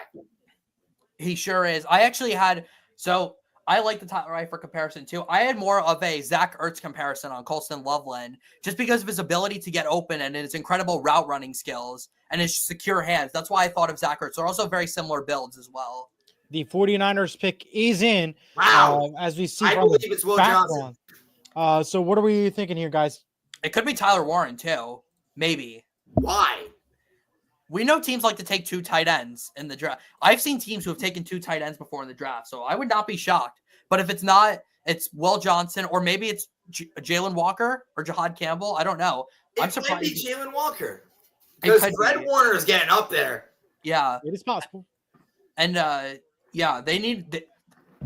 I think that Jalen Walker. They lost Leonard Floyd, so I think Jalen Walker's a fit here. Will Johnson. They lost a lot. They lost Chad Ward. They lost Talanoa Hufanga. Who's that? It's Colston Loveland, who decided not to go to Green Bay. Grew up on a farm in Idaho. Interesting fact. From Bliss, Idaho, Colston Loveland. What a fact there. And NFL Network. Pick is in. Cowboys on deck. Colts 3 picks away. And there's a commercial there too. It's amazing. So I still can't believe that Colston Loveland went before Tyler Warren, even though I have him as a higher rated player. I really thought that because of Tyler Warren's versatility that he would be the higher pick. But what he's done for Penn State, he tripled their Tyler. I really thought that it was going to be Amari Hampton, though. I really did. Well, with the 49ers, they have the pick. They have the pick they're in, but there is a commercial. I will say, though, I love Travion Henderson to Chicago idea for tomorrow if he falls to the second round. Yeah. I think that'd be a great They would get really lucky. Yeah, or Quinshon Judkins if they want, because I think Henderson will go before Judkins will. For sure. Wow, All right. that is a surprise to me. We are going to take a quick commercial break then, since we're at commercial now on NFL Network, and we'll return with more of the 12th Horseshoe Podcast NFL Draft Watch Party Special after these messages. Join Jack and I on the 12th Horseshoe Podcast live every other Thursday during the NFL offseason and live every Tuesday and Friday during the NFL season at 7 p.m. Watch every single episode now on Surge Sports YouTube. And as always, don't forget to subscribe and hit the notification bell for more updates on upcoming shows. Join Jim Monahan and I for Sports with Mono and Mono live every Saturday at 10 a.m. featuring a weekly recap of every sport, movie and book picks, sponsored segments, and more. Watch now on the Sports with Mono and Mono YouTube channel or right here on Surge Sports YouTube. Need a massage with peace and quiet? Well, then visit Higher Level Healing of Lyndhurst, New Jersey today. Higher Level Healing is the place to go, offering relaxation at its finest level. Located at 407 Valley Brook Avenue at Suite 406 in Lyndhurst, New Jersey, just minutes from New York City. For more information, visit higherlevelhealing.glossgenius.com or follow them on Instagram at higherlevelhealingnj. Senior high school baseball and softball is live on Surge Sports. Don't forget to catch every single game live here on Surge Sports, for every away game to every home game, right here on your fingertips. So don't forget to subscribe to Surge Sports, click on the notification bell, and don't forget to like each video. You can catch Bobby Blackjack, myself, Elijah Weintraub, or Jack Rizzo on the call with you right here on Surge Sports. Prova Italian American Deli is the official sponsor of the 12th Horseshoe Podcast NFL Draft Watch Party Special. Visit them in store from Monday to Friday until 3:30 p.m. at 94 Moonachie Avenue, Moonachie, New Jersey. Or visit their website, provamoonachie.com, for more information. Use promo code 12th Horseshoe for 20% off your next catering order. That's 12th Horseshoe for 20% off your next catering order.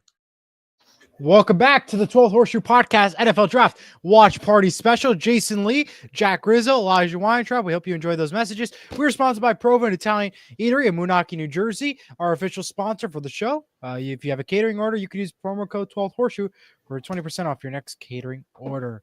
All right, guys. Well, the 49ers, their pick is in. We're standing by for that pick to come in. And NFL Network has returned from the commercial. And now it's just a matter of, who do they get? That is the question here. Real quick, can you give your thoughts again, Jack and Jayson? Who do they get? It's interesting conversation. I think it's going to be a defensive player, probably Will Johnson. You lost Trevarius Ward in free agency. It'll be whichever of their corners that was the highest rated. It's either Barron or Ward here, in my opinion, unless they surprise us with like a Jalen Walker, maybe somebody on the offensive side. But I think it's going to be, I think Will Johnson will be the pick here. It just feels like the perfect fit in San Francisco. For sure. I feel like it 100% is. That secondary took a hit, and I feel like that's where you got to assess right away. That's what I would do if I'm John Lynch and company. But regardless of what it is, we're headed to the most hated, controversial pick in all of the draft next. Somehow they're picking 12th.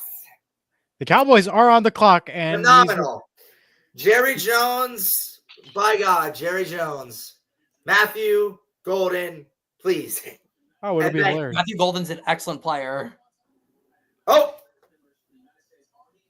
we have a pick on the soldier. Oh, his last name is Johnson. I think that's why we thought that was the pick. Oh. Well.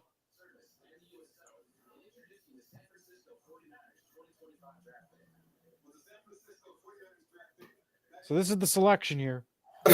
This guy just sends us back to Roger Goodell. Most pointless thing I think I've ever seen. All right, here we go. What a waste of money. USA chance in Green Bay. Of course, have to go USA here. Absolutely. Roger Goodell's mic is muted, I think. Okay. Well, I have your answer to all the memories, the problems, and the issues of tomorrow and today. The San Francisco 49ers select. I'll give you the signal. Okay. Yep. Let me know when you're ready. I have it here. And they get from the Georgia Bulldogs, Mikael Williams. Whoa! Columbus, Georgia. That is who they get here at number 11. The 49ers get a big edge, and the Cowboys are on the clock. Jack.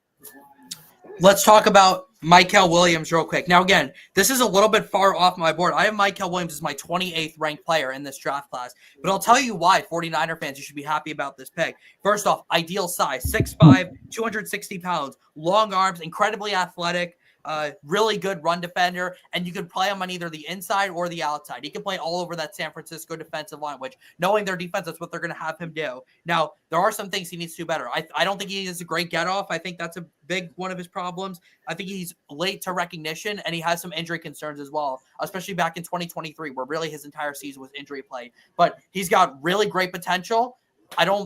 I'm still surprised. I thought Walker would be the pick here if they were going to go defensive end, but it's Michael Williams. How about you, Jayson? Yeah, I'm a little shocked as well. He's don't get me wrong, he's a great player. He's got a great build. He's got a lot of attributes. But I'm going to say that he's not as quick to the ball, to the quarterback, off the block shed as a guy like Abdul Carter, or even a guy, in my opinion, like a Shamar Stewart or a James Pierce. I feel like those guys are quicker off the block shed than Michael Williams, but he's got a great upside. He came from a great program. He's going to join a great defense. He's going to learn a lot from Nick Bosa. He's going to learn a lot from Fred Warner, and I think it's still a great pick. Wow, Dallas is already in.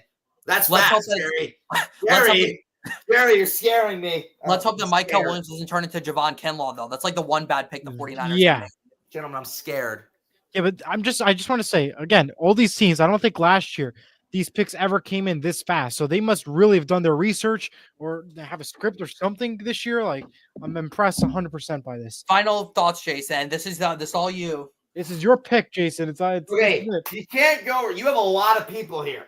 You have a lot of positions you can assess here. Obviously, this is a new scheme. I think Matt Eberflus can work with that defense. I don't even know who my offensive coordinator is off the top of my head. I'm sorry. Someone get a fact check on that. But even with Brian Schottenheimer calling plays, if he does, Clayton I feel Adams. like it is who? Clayton Adams. Clayton Adams. Here's the pick, though. Clayton Adams. Yeah. That was really quick. Here we go. Let's go.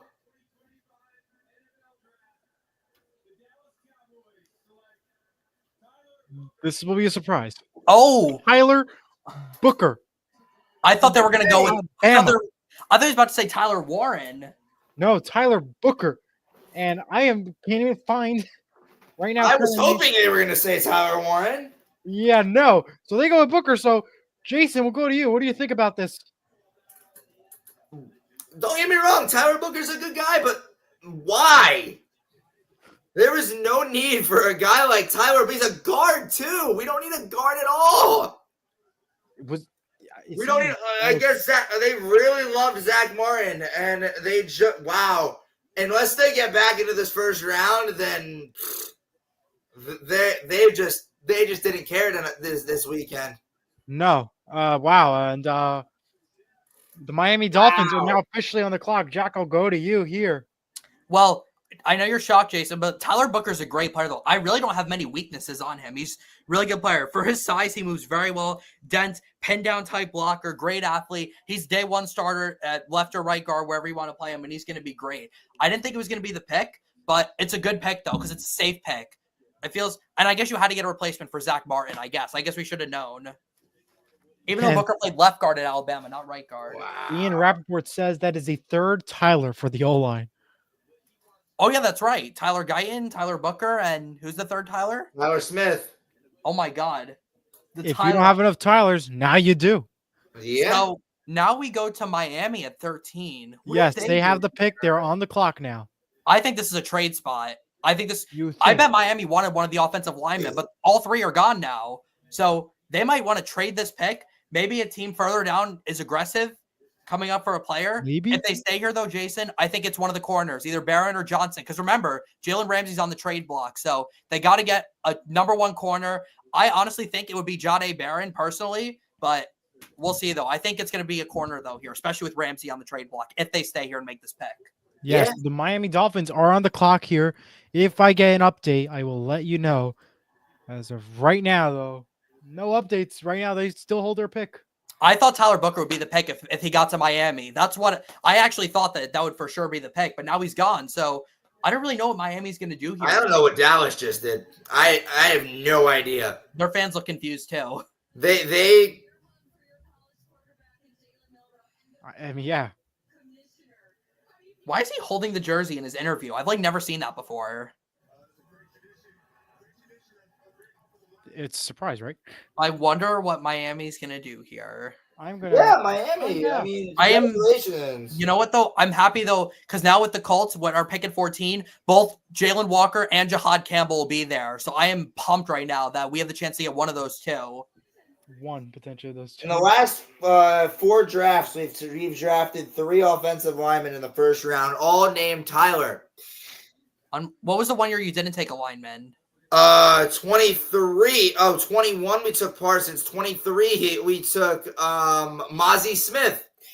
Oh, I forgot about that. Yeah.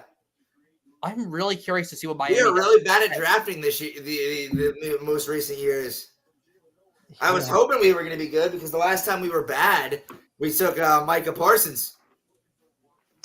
And I'm on my computer to the left here trying to get information here of what do they do here now with this Dolphins. I will say, though, I also love the Tyler Booker pick because he comes from the Alabama system. Very few players from Alabama fail in the NFL.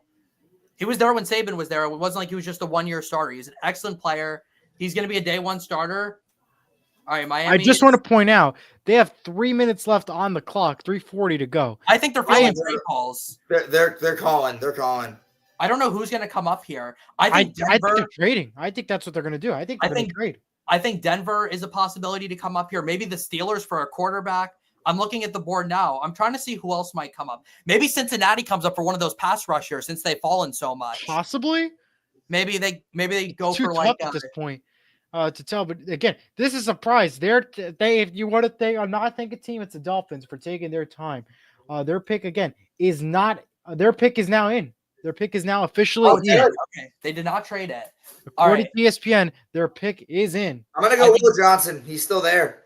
I think it's going to be a corner. Johnson or Barron, whoever's the highest rated one on their board. Or it could be Malachi Starks, too. They need a safety. They lost Javon Holland. And Malachi Starks is the best safety in this draft. And he's on my board. He is number 15. So I don't think it'd be a reach here if they took him. No, it would not. But yeah, so what appears to be they have not traded. They're going to keep the pick. They have the 13th pick in the draft. The NFL Network has gone to commercial, it appears. So we wait to see, but their pick is now in. The thing that's interesting, though, is how good Miami's defense was last year, though. They were the 4th best total defense, 10th best scoring. They were 9th in both rushing and passing.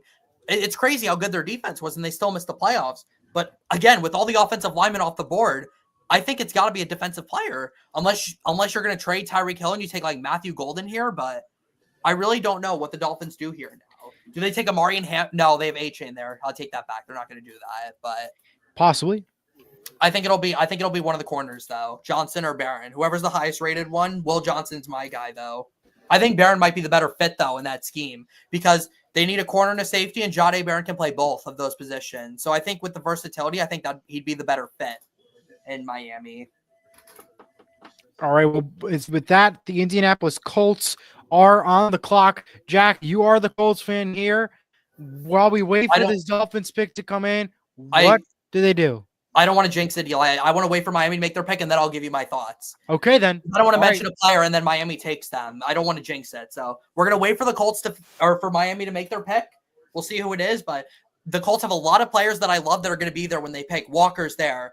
Campbell's there. They've got so many great players. Could we see a trade with the Colts? No, I don't think so. No. I don't. It was possible. It was possible earlier in the night, but I don't think.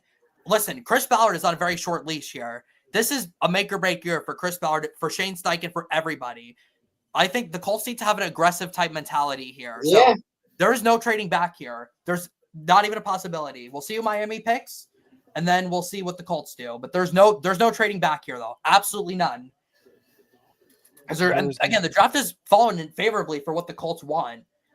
But we'll talk about it once Miami makes their pick, which should be literally any moment. Jalen Walker could be a possibility here too, Jayson. I kind of forgot about him. Yeah. Yeah. A ton of players still. They need an edge guy, I feel like.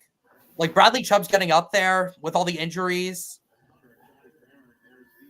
All right. So Jayson, what are your thoughts about this Colts? I mean, Jack doesn't want to is going to hold off on his decision to tell us about stuff. But what do you think? Oh, the Colts? Yeah. I mean, they've been Tyler Warren. Has been my guy in Indianapolis for ever since I've started these mock drafts. I feel like it's just the move. It just has to be the move. As long as Miami doesn't take him here. Why would they? Jonnu Smith did great. Is John Smith still there, right? Yeah. Okay. Yeah, I think it's going to be a defensive player. Either Johnson, Barron, Starks, or Walker. They could really go anywhere on defense, and it'd be a good pick. There's not a bad pick for you. That's the good thing. Yeah, there's not. The Colts really can't make a bad pick. We await now for Mr. Roger Goodell for this announcement here.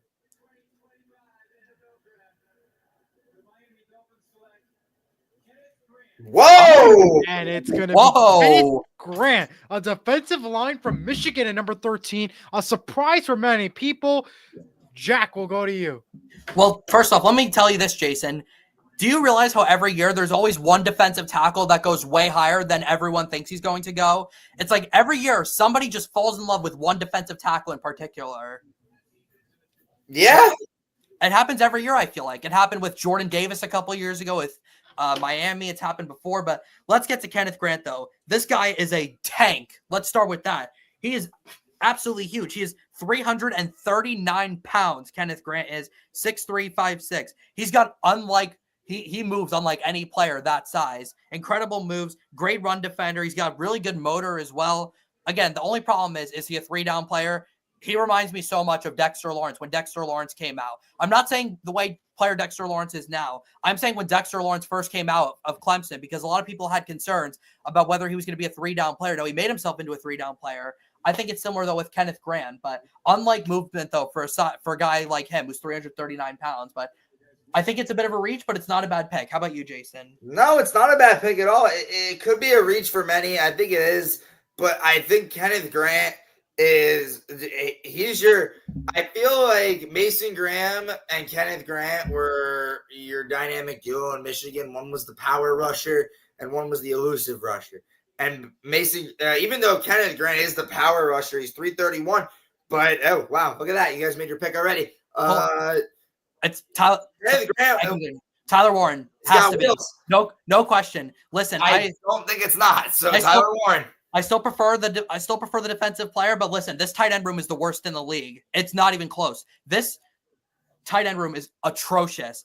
Our top tight ends right now are Mo Alley Cox, Drew Ogletree, and Will Mallory. Do we even know who Will Mallory is? Do we even know who Drew Ogletree is? And we really only know Mo Alley Cox because of the one great play he made, that one-handed catch, which was like 7 years ago. This tight end room is awful. Tyler Warren fixes all of those immediately. And if it's not Tyler Warren and it's not a tight end, who do they get? It would be a defensive player. If they really like Jalen Walker, I don't think the Colts would have expected him to fall here. So that could be a possibility. It is. I think Jahad Campbell would be great. I still think it's Tyler Warren, though, here with the pick. But the draft fell perfectly for what the Colts were looking for, because I knew they either wanted a tight end or a defensive player. And the draft fell perfectly for them, then. Don't say anything, Eli. Let's see the commission come out. Missed playoffs in each of the last 4 seasons. Terrible. And we're going to wait for the commissioner at this point. And Jack, I'll let you announce this pick because I know it's your Colts. I'll let you announce it. You give us your initial all the way. Here we go. Here it is. So, Jack, it's all you. There it is. Tyler Warren is an Indianapolis Colt. Oh my, I am so okay. So I said I didn't want Tyler Warren. I actually did the whole time. I just didn't want to jinx it. That's why I waited until after the pick to say. He says this all the time. I want to point this out, guys. He says this all the time, no matter what. Tyler Warren was my guy the entire time. The Colts just got themselves a unicorn in their offense. This guy can play everywhere. He can play in the slot. He can be an inline guy. He can even line up under center. I mean, hey, the Colts quarterback room is terrible. So maybe Tyler Warren is their starting quarterback in week 8. We don't really know. But athleticism, very athletic, versatile, energy, high football IQ. I will say, not exactly the greatest route runner. He doesn't get as much separation as a Colston Loveland, but he's going to do so much for this Colts offense. And he just Anthony Richardson just got a baller on that offense. Shane Steichen's going to love this kid for what he does. So I am over the moon right now. This is, I think, the happiest I've been with a first-round pick for the Colts ever since I started watching. No, Quentin Nelson. I was really happy about that because we needed a guard. They should have got a quarterback. Anthony Richardson's not living up to expectations. Shut up. Shut up. I hate to be rude, but Shut up. I will literally put that out there. Our quarterback room is terrible. Eli, he's tired. Eli, he's tired. But Jayson, that was the most obvious pick of the night. As soon as the Dolphins made their pick, we all knew that the Colts were taking Tyler Warren, right? Yeah. That was obvious. But give us your thoughts on Tyler Warren. This is a freak at tight end. Like he doesn't have the separation that Colston Loveland does, but he has everything else. He can block. He could run. Look, you're showing highlights on the Little League World Series.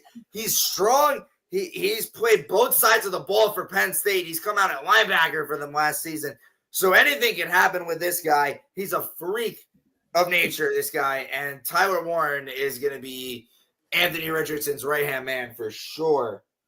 Absolutely. Yeah. I am so incredibly happy. And great value, too, for the Colts because he was like my 9th best player in this draft. And I give Chris Ballard credit. He stayed patient. He let the board fall. And he got, I would assume, their top tight end on their board, personally. Unbelievable pick.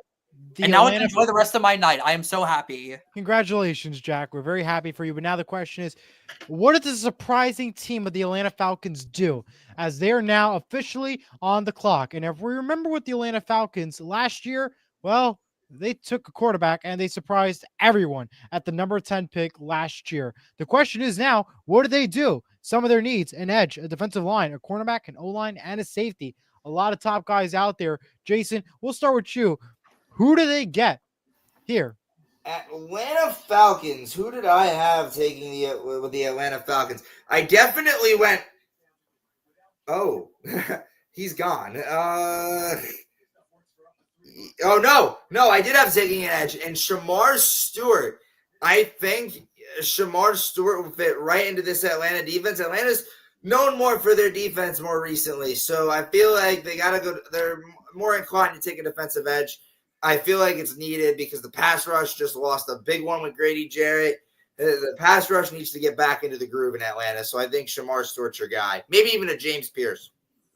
Or a Jalen Walker. He's from Georgia. It's possible. The Atlanta Falcons pick is not in yet, by the way. Here's the thing. Left on the clock. The Falcons would have won the division last year if they had a capable pass rusher, right? The Falcons haven't had a guy off the edge that could produce since 2016, Vic Beasley. That was almost a decade ago that the Falcons last had a capable edge rusher. Yeah. I personally think that of all the guys on the board, the best fit would be James Pierce because at his floor, he could be a situational guy, come in on third down, but that's really all the Falcons need. They just need a guy who can get after the passer. James Pierce is a long, lean defensive end who can win with speed. God knows when the Falcons last had that. So I think it'll be a pass rusher. The Falcons always surprise us, though, with their picks. So watch it be 3 minutes, and they have not made a pick yet. Watch it be, I don't know. Watch it be Tyler Schauk here. I don't know. Do they get another quarterback? The Falcons, no. That was a joke. I know. Watch it be Tyler Schauk. And by the way, with Tyler Warren wearing number 44 in Indianapolis, you guys know who the last Colts to wear number 44 was that played tight end? No. Super Bowl 41 champion, Dallas Clark. Oh, running back old school with that one. I hope he keeps 44. I really do. Hopefully, he doesn't change it. Luke comments. He says, "What do you guys think Shedeur Sanders goes now that he's Sanders is still here, guys?" Yeah, let's keep in mind. I'm not surprised though. No, he'll come late in. If he doesn't go this round, he'll go to the second round. That's what I think. He also says, "You know deep down that Jack wanted somebody else." Yeah.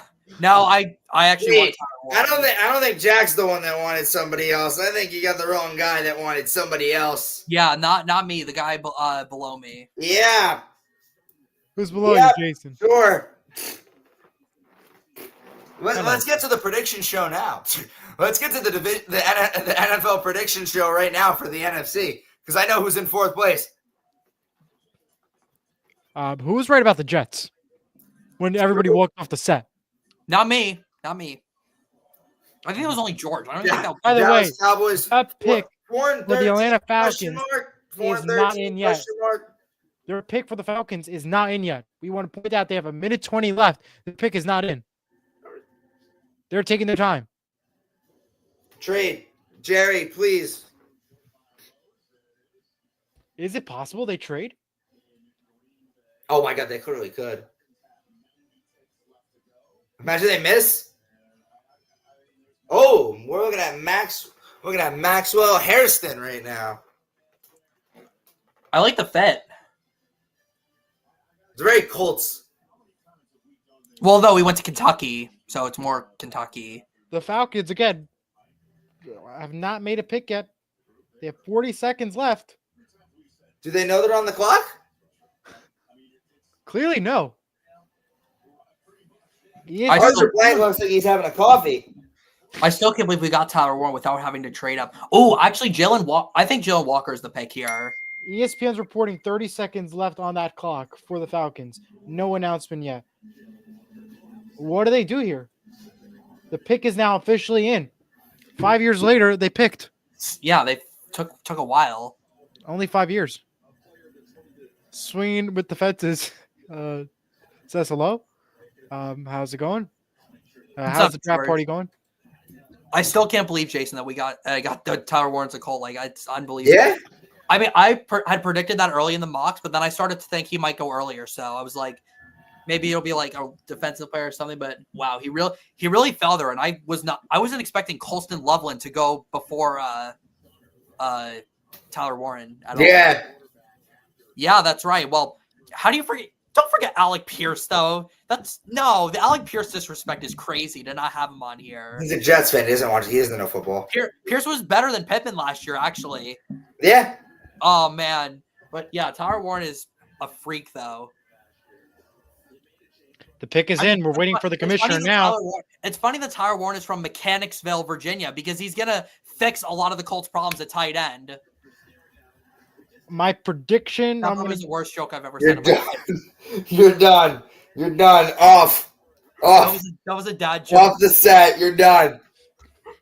He's known for dad jokes. So are you. That wasn't even a dad joke. That was just. I know. Weird. Great at it. It's true, though. He is going to fix a lot of the Colts' tight ends problems. We're still waiting for the commissioner, but the pick is in. Oh, Arthur Blank's on the phone. Watch this be an offensive player, and we're all gonna freak out. I think I know who it is. My prediction is gonna be Jelon Walker. I think it's gonna be Walker. That would be a great pick, though. Yeah, I agree. I would love that pick sure. for Atlanta. We're waiting for the confirmation for sure. The next pick on the draft is the Arizona Cardinals. Okay. And again, the only trade so far tonight, by the way, was the Browns and the Jaguars with the 2nd and 5th round pick. No other trade has happened, really. So this is a shocker here. I love that trade for both teams, though. Both teams got, I think, really good value out of that. The Jags got themselves a two-way player, and the Browns got themselves a loaded draft picks. But here comes the commissioner now. Pick. I think it's got to be Jalen Walker, guys. Yeah, it's got to be. Georgia fit. It's got to be. And here it is. From the Georgia Bulldogs, it's Jalen Walker from Salisbury, North Carolina. The edge from Georgia on his way to Atlanta. Ain't moving far in terms of like homes, I guess you could say. And For sure. Jack. Jalen Walker is just like Ric Flair from North Carolina, but they're going to be involved with the Falcons. Yeah, but he didn't say woo. No. Anyways, let's talk about Jalen Walker. Incredibly athletic. And again, he's a bit short, like 6'1", 243. So he's bulky guy, very athletic, great speed off the edge. He's great in both pass and run defense. Very versatile as well. You could drop him in coverage. I don't think he's as good as Jahad Campbell in that aspect, but you could drop him in coverage. You can rush him off the edge. And the Falcons finally have themselves a guy to build around in the front seven. You lost Grady Jarrett, but you got Jalen Walker. And coming from the Georgia system, those guys always pan out. I absolutely love this pick. It's a great value pick by the Falcons, and their defense just got so much better. Yeah, 100% agree with you. This guy's got – is he the perfect linebacker like Jahad Campbell? Probably not, but he's got great attributes, great off the edge. He could be a great QB spy in the middle, which could be something to work with an Atlanta defense who's pretty solid, usually in the front seven. And I think they're glad because I think they love this pick. So do I. I think, Raheem Morris is gonna love this guy. Indeed. And with that, the Arizona Cardinals are now on the clock. They're looking for an O-line, a wide receiver, an edge, a D-line, and a quarterback are your possible areas on where the Arizona Cardinals could go. Jack, what is your prediction?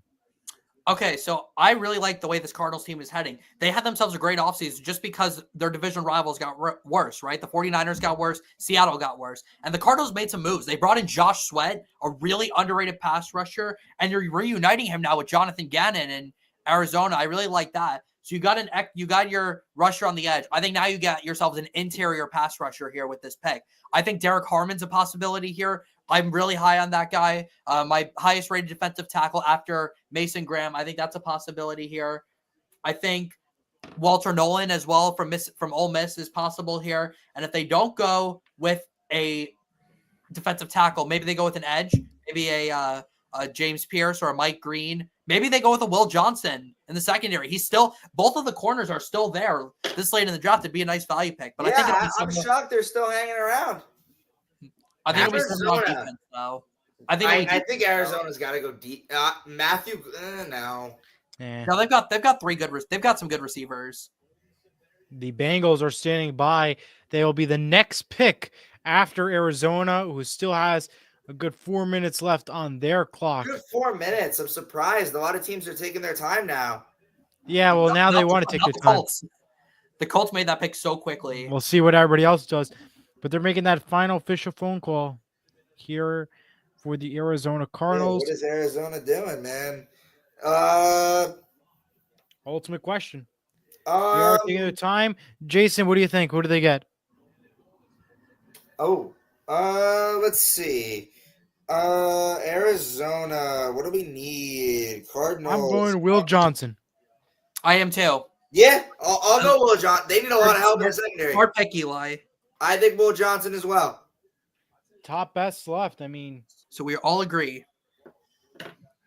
So now it's just a matter of waiting for the moment to happen. And of course, does not appear that they are going to be trading up. The pick is already in because the clock behind Kurt Warner is ticking down with 9.5 minutes left or so. So Cincinnati's already thinking about their pick.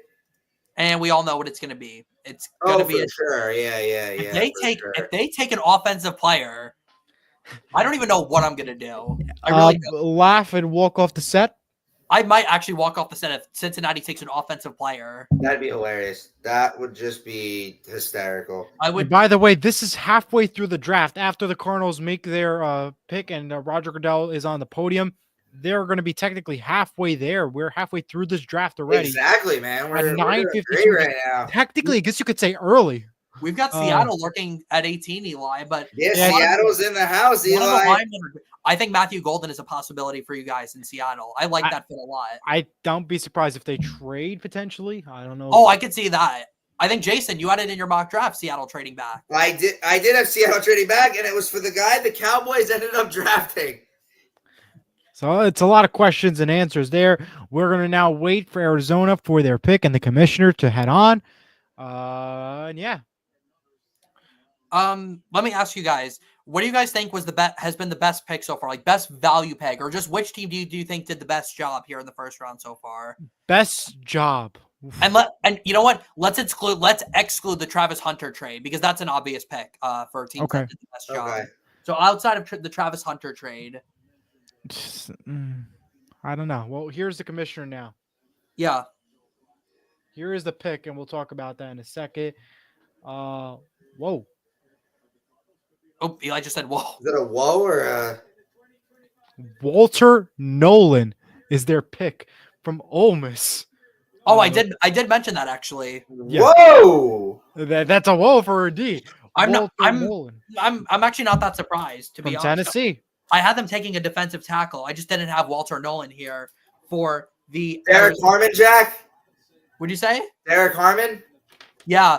Derek Harmon's my top guy after Mason Graham, but two other guys went before him. I'm telling you, whoever gets him, it's going to be a steal. He's an incredible player. But let's talk about Walter Nolan, though. 6'3", 296. Actually, the same build as Mason Graham, funny enough. Yeah. Memphis, Tennessee. Quick, athletic, great size. I think he has a bit of short arms. Hand usage could be better, and I think he needs to do a better job at going to a counter move after his initial move doesn't work, because he does have problems with that. But overall, solid prospect, though. And the Cardinals' interior of their defensive line just got way better, though. Good pick by Arizona. Fantastic pick there. And now that leads the Bengals on the clock. And Jack, I think when you asked that question earlier for the best pick of the draft tonight, I like Abdul Carter. I think the Giants did a phenomenal job picking him up. I think that was one of my favorite picks of the draft, but we'll see if that works out for the Giants at the end run. I think that was one of my favorite ones for tonight. I agree, 100%. I think I really like what the Falcons did, sitting back, not getting, not being tempted to take one of those receivers and just going with Jalen Walker, who's a really good player. I thought that was a good move. I mean, even unbiased, I think the Colts did a great job staying patient and having Tyler Warren fall right into their lap there at pick 14. I like the Jets too, taking a tackle. They've got I love the pick of Membu. Yeah, they've got their 2 bookend tackles for the future. For sure. Unbelievable job by the Jets there. They didn't get tempted with Tyler Warren or somebody else. All right. Well, the Bengals. All right, let's get everybody's picks. What are we going here? Oh God, I had Derek Harmon for Cincinnati. I had Derek Harmon for the Bengals. I think, Cincinnati, I mean, it's got to be. They basically just got rid of everybody on defense. They basically just said everybody go away. It's got to be. I'm going to go with Will Johnson. Oh, yeah, that could be something That's too. possible, yes. But I think it's going to be a pass rusher, considering that Trey Hendrickson is kind of in limbo right now with the Bengals. So yeah. whoever the Maybe top James pass Pierce? rusher is on their board. James Pierce is possible, yes. I mean, he wore orange at Tennessee, so he could wear some more orange in Cincinnati. 100%. Mike Green would be a good fit here. I like him as a pass rusher. I really like him. Not Maybe the ESPN analyst. Ezra Raku from Boston College is there.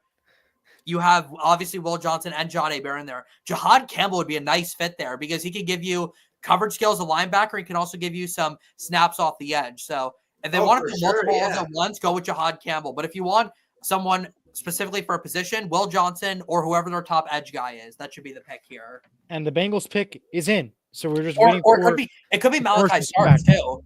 I don't want to throw that out the window. That is possible. By the way, Seattle is now officially on the clock. Eli, all you. They do. Yep. We'll see what happens with the Bengals, but they need O-line. They need that O-line. They really do. They have to fix that O-line. That's the bottom line, but we got to see what the Bengals do first. Watch the Bengals take Amari and Hampton here. I would love it. That would be so funny. Who else do we have on the board? Yeah, I think Malachi Starks is a fit here. They haven't been able to replace Jesse Bates since he left. And look at the way Jesse Bates has played in Atlanta. Exactly. We have Mike Green. We have some other good players here. James Pierce, Ezra Raku. There's some really good Eman Wari from South Carolina is a high upside guy that they could play. Yeah. He's like, Jason, if you remember Mark Barron, when Mark Barron was in the league, Yeah. kind of like that safety linebacker hybrid that Bengals could use. So that could be an enticing pick. But I think it'll be an edge rusher though, or Will Johnson. So that pick is in. We're standing by for the moment. What do the Bengals do? And again, the Seahawks are now officially on the clock. They could do something very interesting here. They could trade. They could pick. It is up in the air. We have to just keep an eye out, I guess, for crap sheet to see what he does. That is going to be the ultimate decision here. What happens here next? True, very true. I will say in the first 16 picks, I think I can safely say that there was nothing outrageous that happened. No, there were no outrageous picks, I would say. It was just the biggest trade. That was all. With the Browns and the Jaguars. That's all. They were all reasonable picks, I think. All 16. Yeah, even Tyler Booker's a reasonable pick, but just that's my biggest that's the biggest reach. By the way, for some NHL scores, the Panthers defeated the Lightning tonight 2-0. They lead the series now 2-0. The Maple Leafs win in overtime 3-2, extend that series 3-0. Toronto won, by the way, in overtime. Right now, the Jets and Blues are on ESPN2, and the Golden Knights and Wild are over on TBS. You also got a couple NBA games happening right now. We'll give you some updates there as we wait for the commissioner to give the pick for the Bengals. Nothing will be more Toronto Maple Leafs than blowing a 3-0 lead in the playoffs. Oh, that is 100% possible. What was the score of the Knicks game, Eli? The Knicks right now appears that they've won 118 to 116. Ooh, Very close. It's because Fox Sports is showing fourth quarter 0-0, so that's a final, looks like. And I'll confirm that in just a second, but it appears the Knicks might have won it. They did. Knicks 118, 116 looks like the final. wow, that's clearly a game winner. Another news, though, the Grizzlies hold the lead right now with the Thunder, and the Nuggets and the Clippers are happening next on NBA TV. But it looks Grizzlies hold the lead over the Thunder. Interesting. Yeah. So final score there. The Knicks get the victory. Here All comes right, the finish. Cincy. I'll give you the signal, Eli, when you pick this in. If this is not defense. Oh, my God. Matthew Golden, wide receiver, Texas. Screw defense. We're just going to score as many points as possible. Here's your answer. Amari Hampton, running back, North Carolina. I'll give you this. Your answer is? Wait. No, not. He doesn't announce it yet. I know, but I haven't. No, don't say it. I know. Let me know, Jack.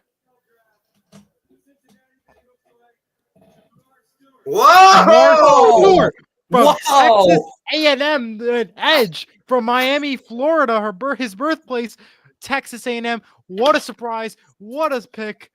Jayson will go to you. I love this pick. I think I said, you know what, give a guy like Shamar Stewart to Cincinnati, and here we are. This is what you need. Trey Hendrickson is on the bubble. He's either in or he's out, and we'll find out come September. But this is a guy 6'5", 267. He's a beast off this line. He is quick to the quarterback right away. He's proven that time and time again. This is a great pick, especially for a wounded Cincinnati defense. Yeah. I am actually going to be on the fringe a little bit. This is a guy with 4.5 career sacks that just became a first-round pick in the NFL draft. But I'll tell you why he's went this high. It's all about the traits. 6'5", 267, very long arms. As you said, Jayson, he's very quick to the quarterback. But what Daniel Jeremiah had on the screen is very true. More disruption than production on the film. But listen, he's got all the potential in the world. Got to get him in the right system. And if Trey Hendrickson's there, that's a great guy to learn from.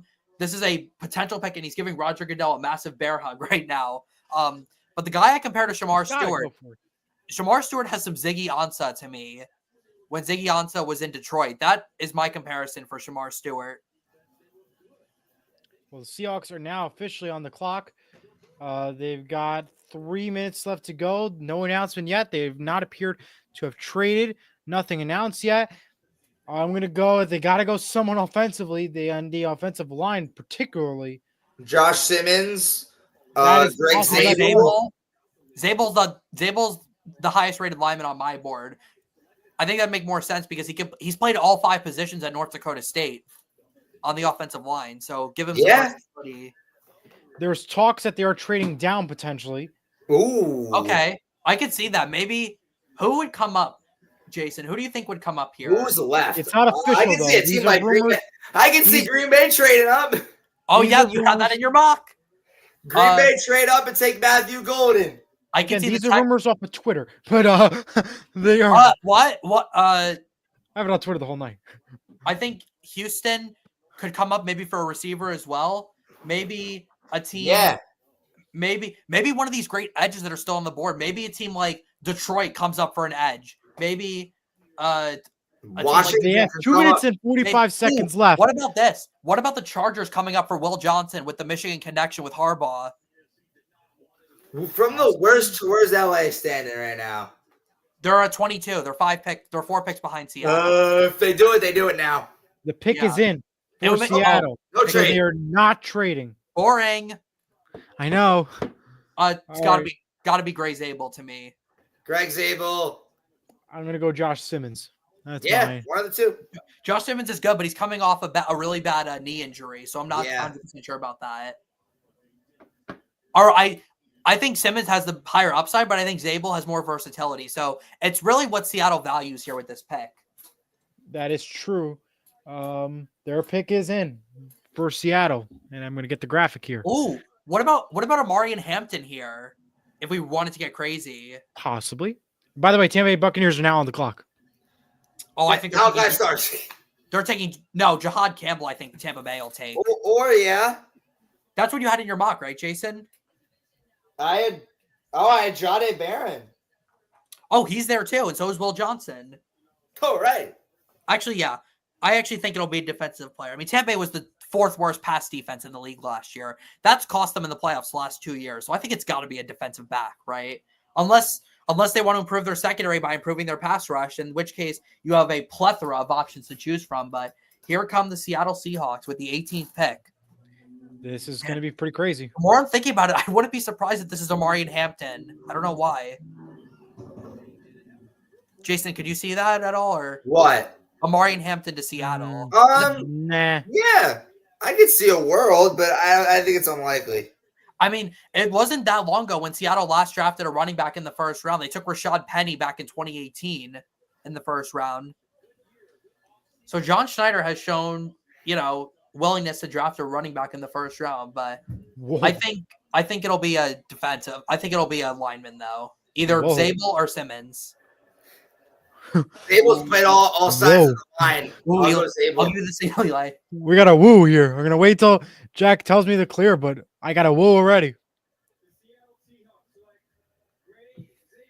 Hey, Zabel from North Dakota State. The Bison. Dakota. A Bison is who they get. I'm happy. I really don't know too much. You need it. You should be happy, Eli. We need the help, so I'm happy. We'll see what happens, though, when it comes time. Sam Darnold needs the help. Gray Zabel's an excellent player, Eli. Let's talk about him real quick. Versatile, as I said. He can play all over the line. Great. Uses his hands well. Very fluid. The concern, short arms. I actually watched some film on Gray Zabel. I thought his hands were up too high on some of the defensive players. So he could actually get beat underneath. So I think he needs to improve on that. And he could get beat with speed. So that's why I think he's going to be more of an interior guy than an exterior guy. But I love the pick, though. They need to improve the offensive line. And you got a guy who can play anywhere. So Gray Zabel, great pick by Seattle. 100% agree. You have a guy, like Jack said, that can play all 5 sides of the line. And with the way the Seattle offensive line has been looking the last few years, that's a really great feature he has. So good for him. Seattle's got a gem. Sam Darnold's got a lot of help on this line. They're the ultimate. They needed, bottom line was they needed someone from the O-line, and they got that job done. And now the Buccaneers are officially on the clock, and we'll see how this season works out for Seattle. Again, there's plenty more draft ahead, and I think that was a great move there by the Seattle Seahawks. Buccaneers are now on the clock. Again, the only big trade from tonight was the Browns and the Jaguars. Nothing else has happened really tonight. It's been a quiet draft, I guess you could say. What are your thoughts about that, Jack and Jayson? What? Oh, quiet draft? Yeah. Yeah. I mean, it's not really like you don't. I mean, everyone hopes for the exciting trade, the surprising pick. But I feel like it's been very monotone. But I like it. I like the fact that it's draft season. Every pick so far has been the right pick. So there you go. Jack? Well, again, I'm not surprised because this draft wasn't as top heavy as previous years. All the reporters were talking about how this was going to be a quiet year for the trades.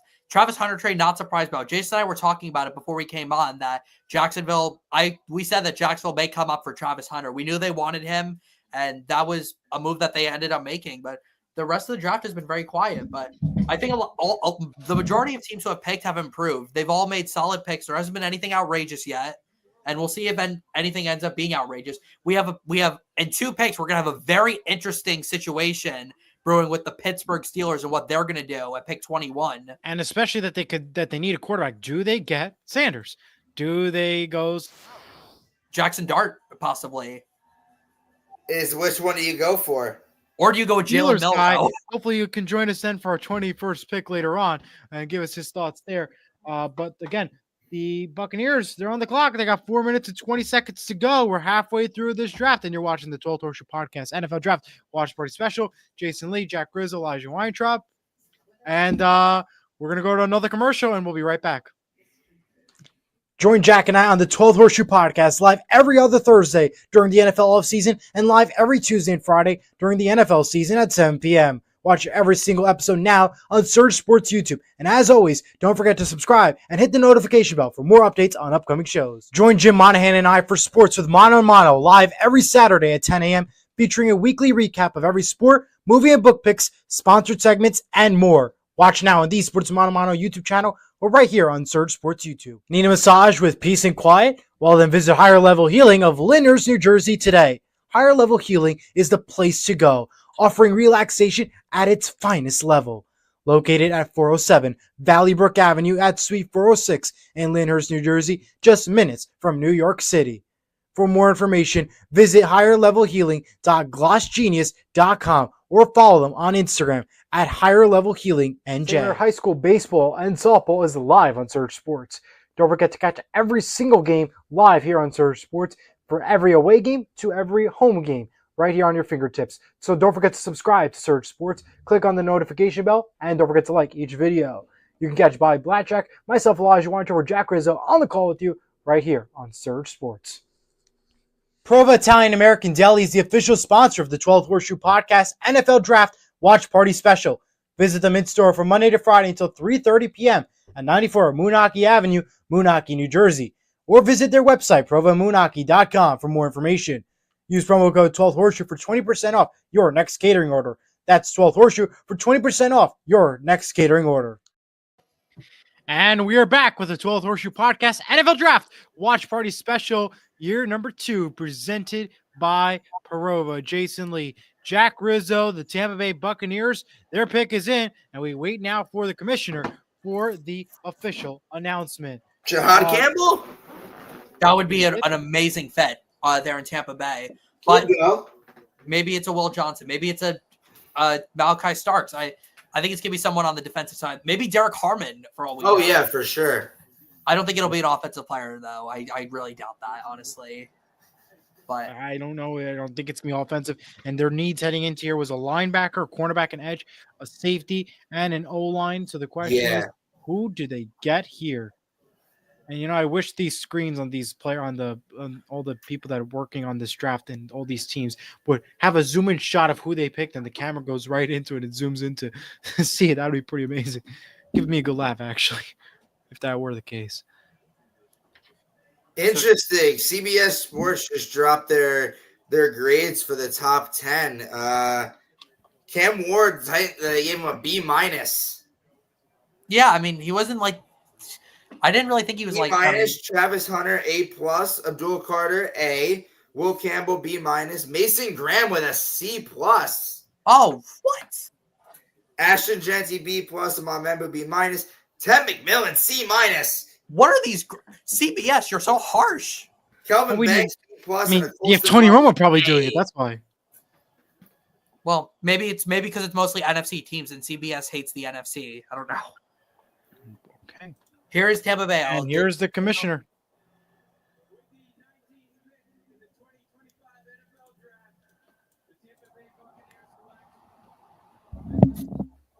From Ohio State University, wide receiver Emeka Igbuka. That is their pick from Ohio State, born in Washington. He is off to the Buccaneers. 81 receptions, 1,011 yards last year, 10 touchdowns, 12.5 average, and he is off to the Tampa Bay Buccaneers. Jayson, we'll go to you. Wow, I didn't think he was going. What a one before Luther Burden. I didn't think. Wow. Poor Houston, Jack. Poor Houston. Yeah, but I agree. Yeah. I love this guy. Even though Jeremiah Smith was the bright star on the offensive side for Will Howard, Emeka Egbuka has been always reliable on the offensive side. I think, Ohio State wide receivers have been elite 9 times out of 10. So I feel like this is a pretty good pick, especially for Baker Mayfield, especially for two who has a wide receiver room with 2 guys getting up there. Emeka Egbuka and Baker Mayfield gonna have a connection there. Well, I am shocked for a couple reasons. Number one, with the way that Jalen McMillan played last year, the rookie from Washington, he played really well. I'm shocked, and that they brought back Chris Godwin on a really big contract. This is a surprise to me, but I'll tell you right now, Emeka Egbuka, he doesn't do anything particularly well. Like, he's not the most athletic, not the fastest, not the biggest, but he's just such a solid weapon. He's going to be that third down security blanket for Baker Mayfield in this Tampa Bay offense. Really good route runner. He can mainly a slot guy. You can play him on the outside maybe, but uses his hands well. He's a really good run blocker. That's another thing too with Emeka Egbuka. He's probably the best run blocker of all the receivers in the first round today. And Jayson, I know you've watched a lot of Ohio State games. Emeka Egbuka is the best sideline receiver I've seen since Cooper Kupp. Oh, Yeah. Really good on the Big sideline. take there. And that's who my comparison is for him, Cooper Kupp, because Cooper Kupp, similarly, not the fastest, not the most athletic, but he's a security blanket, catches a ton of passes, doesn't drop anything. And I think Emeka Egbuka will be really good. And it's crazy because Abuga's been there for 4 years. And considering all the amazing receivers he's had to play with there, Garrett Wilson, Jackson Smith and Jigba, Jeremiah Smith, as you said. I feel like I'm forgetting somebody too. Chris Olave. That's right. Yeah. Olave. Yeah. All these amazing Ohio State receivers. And still, Egbuka was able to be this really solid weapon. So the Broncos are now on the clock. 3:20 to go. Jayson, I'm making a lock. I am so confident with what the Broncos are doing here. This is Amari and Hampton. No question. Yeah. I'm locking it in. Amari and Hampton is a Denver Bronco. It's either him or Matthew Golden for me. But Sean Payton loves to run the football. We all know that. Sean Payton is a offensive guy. I think this is going to be Amari and Hampton, the running back from North Carolina. You give him. That's not bad. I would have taken it. Yeah. The Broncos don't don't really have a starting running back right now. Javonte Williams is gone. Hampton. Wow. Guys, there's a lot of rumors going around that the Giants are trying to get back in. Whoa. I wouldn't be surprised because we have to remember that the Giants, they picked 34th in the second round. So they'd only be moving up like 10 spots or so. So they wouldn't have to give up that much to come back. But who do they get, though? What pick would they swap with?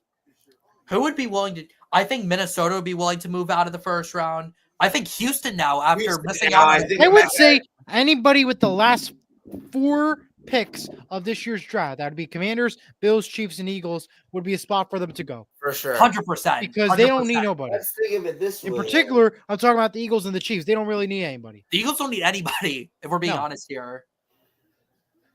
Honestly, though, hold on. I don't think Houston... for the fence, it says Dart goes to day 2. Sanders goes to Pittsburgh today. No. Other way around. No.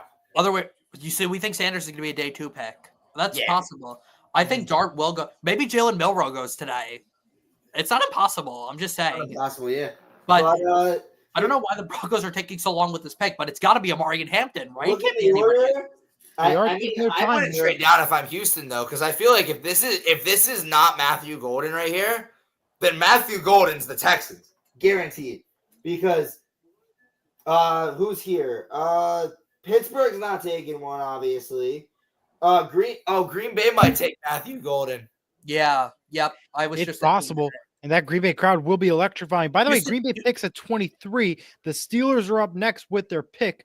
Broncos are still on the clock. They have not made a pick yet.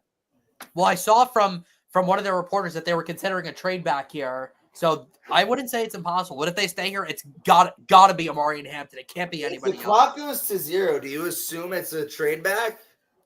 Well, yeah. Or Pittsburgh gets the pick before Denver. The pick is in. Pick is in. Amari and Hampton. If it's not Amari and Hampton, I would be tremendously shocked. They clearly called. They were calling. They weren't. Confused on who to pick. I think it's got to be Amari and Hampton here. I would have to agree with you, Jack. I think it's going to be Amari and Hampton here. That means the Steelers now officially are on the clock. A lot of big decisions. What do they do next? Here is going to be the situation. The most interesting pick of the draft, as Aaron Rodgers said when the Cowboys were on the clock in 2014, when they took Martin over Johnny Manziel. This should be an interesting 10 minutes. We'll see if he puts out another tweet saying that. Yeah. And do we see any movement from Aaron Rodgers tonight? I hope not. I'm so sick of him. I am too. I made a statement that I refuse to talk about him on certain occasions. Absolutely. Not only do I think this could be Amari and Hampton, I want this to be Amari and Hampton because that offense would be so much fun to watch. He'd be a bowling ball here in Denver. Good luck rest of the AFC West front stopping that guy. Oh yeah. just think about what Denver did, though, this offseason. They added 2 great defensive players that already stacked defense with Greenlaw and Hufanga. We are now waiting, though, now for this Broncos team to officially secure the deal. We are waiting for that moment. Yeah, I think it'll be Amari and Hampton. And then Pets are going to be on the clock. It's so tough to figure out what they're going to do. I feel like they're just not going to take a lot of options. They have options. They Why do. do I feel like they're not going to take a quarterback? It's possible. They might take – I mean, hey, there are so many great defensive players still on the board here. There are a ton left. Looks like we got a – See, to me, I think if the Steelers don't get Shador Sanders, I don't know what they're going to choose.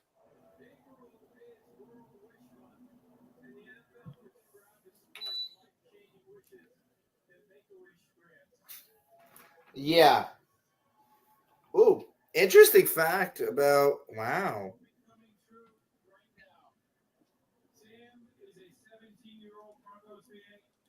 And now we hear from the commissioner. Yeah. It looks like we're going to have Make-A-Wish. They usually have one of these a year. It's always every year. Remember the guy from the Giants a couple of years ago? Oh, I love that kid. The Jets was the best awesome. one. No, he wasn't. No, I'm sorry. The Giants. You're right. Giants was the best one. Yes, and we met him at the camp. We did. The Jets was pretty cool last year. I don't know if he was Make-A-Wish though. All right, here comes the Broncos pick. Let me know when you're ready, Jack. I have it ready. Yep, I will.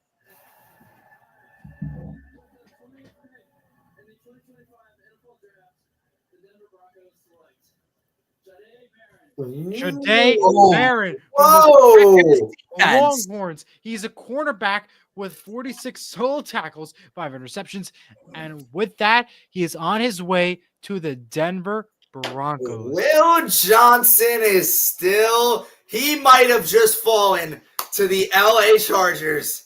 You're getting hit. You're pairing him back with Jim Harbaugh. Oh, Wow. The rest of the NFL is screwed. Oh, Let's talk about Ja'Day Barron though while we're here. First off, tremendous value pick here at 20 for the Broncos. Versatile. Actually, Daniel Jeremiah just showed his comparison. Cooper DeJean. That makes all the sense in the world because they're both slot corners who can also play safety. So that makes a ton of sense there. And we'll see if he has a similar type of impact in Denver. The only concern with him, his long speed. He gets beat a lot over the top. That's why I think he's going to be more of a slot guy, not a guy on the edge. But a solid pick here, though. That defense got way scarier. Oh, yeah. Oh, for sure. Ian Rappaport reports that they've tried to make calls and they tried to move out and move up, but they did not. They kept it at number 20 for the Denver Broncos. So where is Amari and Hampton? Oh, maybe the Steelers will take him at 21. The Steelers might pass on a quarterback now and take Amari and Hampton because they lost Najee Harris. Actually, yeah, I could see that happening. They've got a couple of choices. And yeah, they have 5 minutes on their clock. They have plenty of time, the Steelers. I'll tell you, the biggest losers of this draft have to be the defensive ends. Really bad. The only again, we say the biggest loser of the draft, but it's only round 1. There's still rounds 2 to 7. Yeah, but usually every draft we have like 6 or 7 edges go. The only one we had in like the top 14 was Abdul Carter. Then we had Jalen Walker, who isn't really even a full-time edge. He's a hybrid. Then Shamar Stewart, when I was shocked that he went before all those other guys. And there hasn't been any other edges gone. We still have Mike Green, James Pierce, Donovan Ezeraku, all on the board as we near the end of the first round. But the Steelers now, though, I really think that Amari and Hampton might actually be the favorite now to be the pick here, not the quarterback. I think it's going to be Shador Sanders. I think it's going to be Jackson Dart. So now we all disagree on what the pick's going to be. I still think it's Sanders. I think there's a lot. I think it's Amari and no. What am I saying? Amari and I see Dion smiling. He's always smiling, though. Shador's kind of like nodding his head. Pat Surtain, Ja'Day Barron, Riley Moss, Talanoa Hufanga is your secondary in Denver. No fly zone 2.0. Exactly. And you on the front, you have Dre Greenlaw, Nick Bonito, Zach Allen. Zach Allen, all these great guys on the front. Denver for the division? Maybe, yeah. Maybe. It's the pick possible. is in. Oh my Or God, Pittsburgh. I'm scared. I think I'm it's going to be scared, Shador Sanders, guys. So all three, telling you. Jason and Eli are going with the crazy picks. I'm just going with a safe. I feel like I'm going with the safe pick. I feel like That's pretty crazy, too. I'm being boring here, and I should. By the way, No. the Chargers are on the clock now officially. Will Johnson, unless He's the Steelers trying take a little bit. I'd expect a pretty busy draft war room right now. Watch They're this, like kind guys. of quiet and silent. So I don't know. Guys, watch the Steelers take like a left turn and go like, I don't know, D tackle. Watch him take Josh Simmons. Watch him take D tackle for no reason. Oh, Derek Harmon. I love Derek Harmon. Derek Harmon, sure. Why not as a joke? Or watch them take. I don't know. Watch them take Tyler Schauk. Well, Jack, let me know when you're ready because we've got this pick in. I'll go Derek Harmon as the joke, but I'll go Jackson Dart. I've got it for you. All right. Well, just hold on a Jackson second. Dart Eli. as the safe. Don't give us any reactions, Eli. Just try to stay as still as possible, please.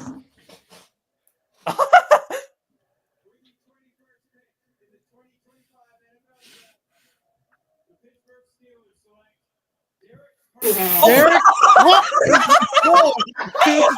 Jason's left. He left.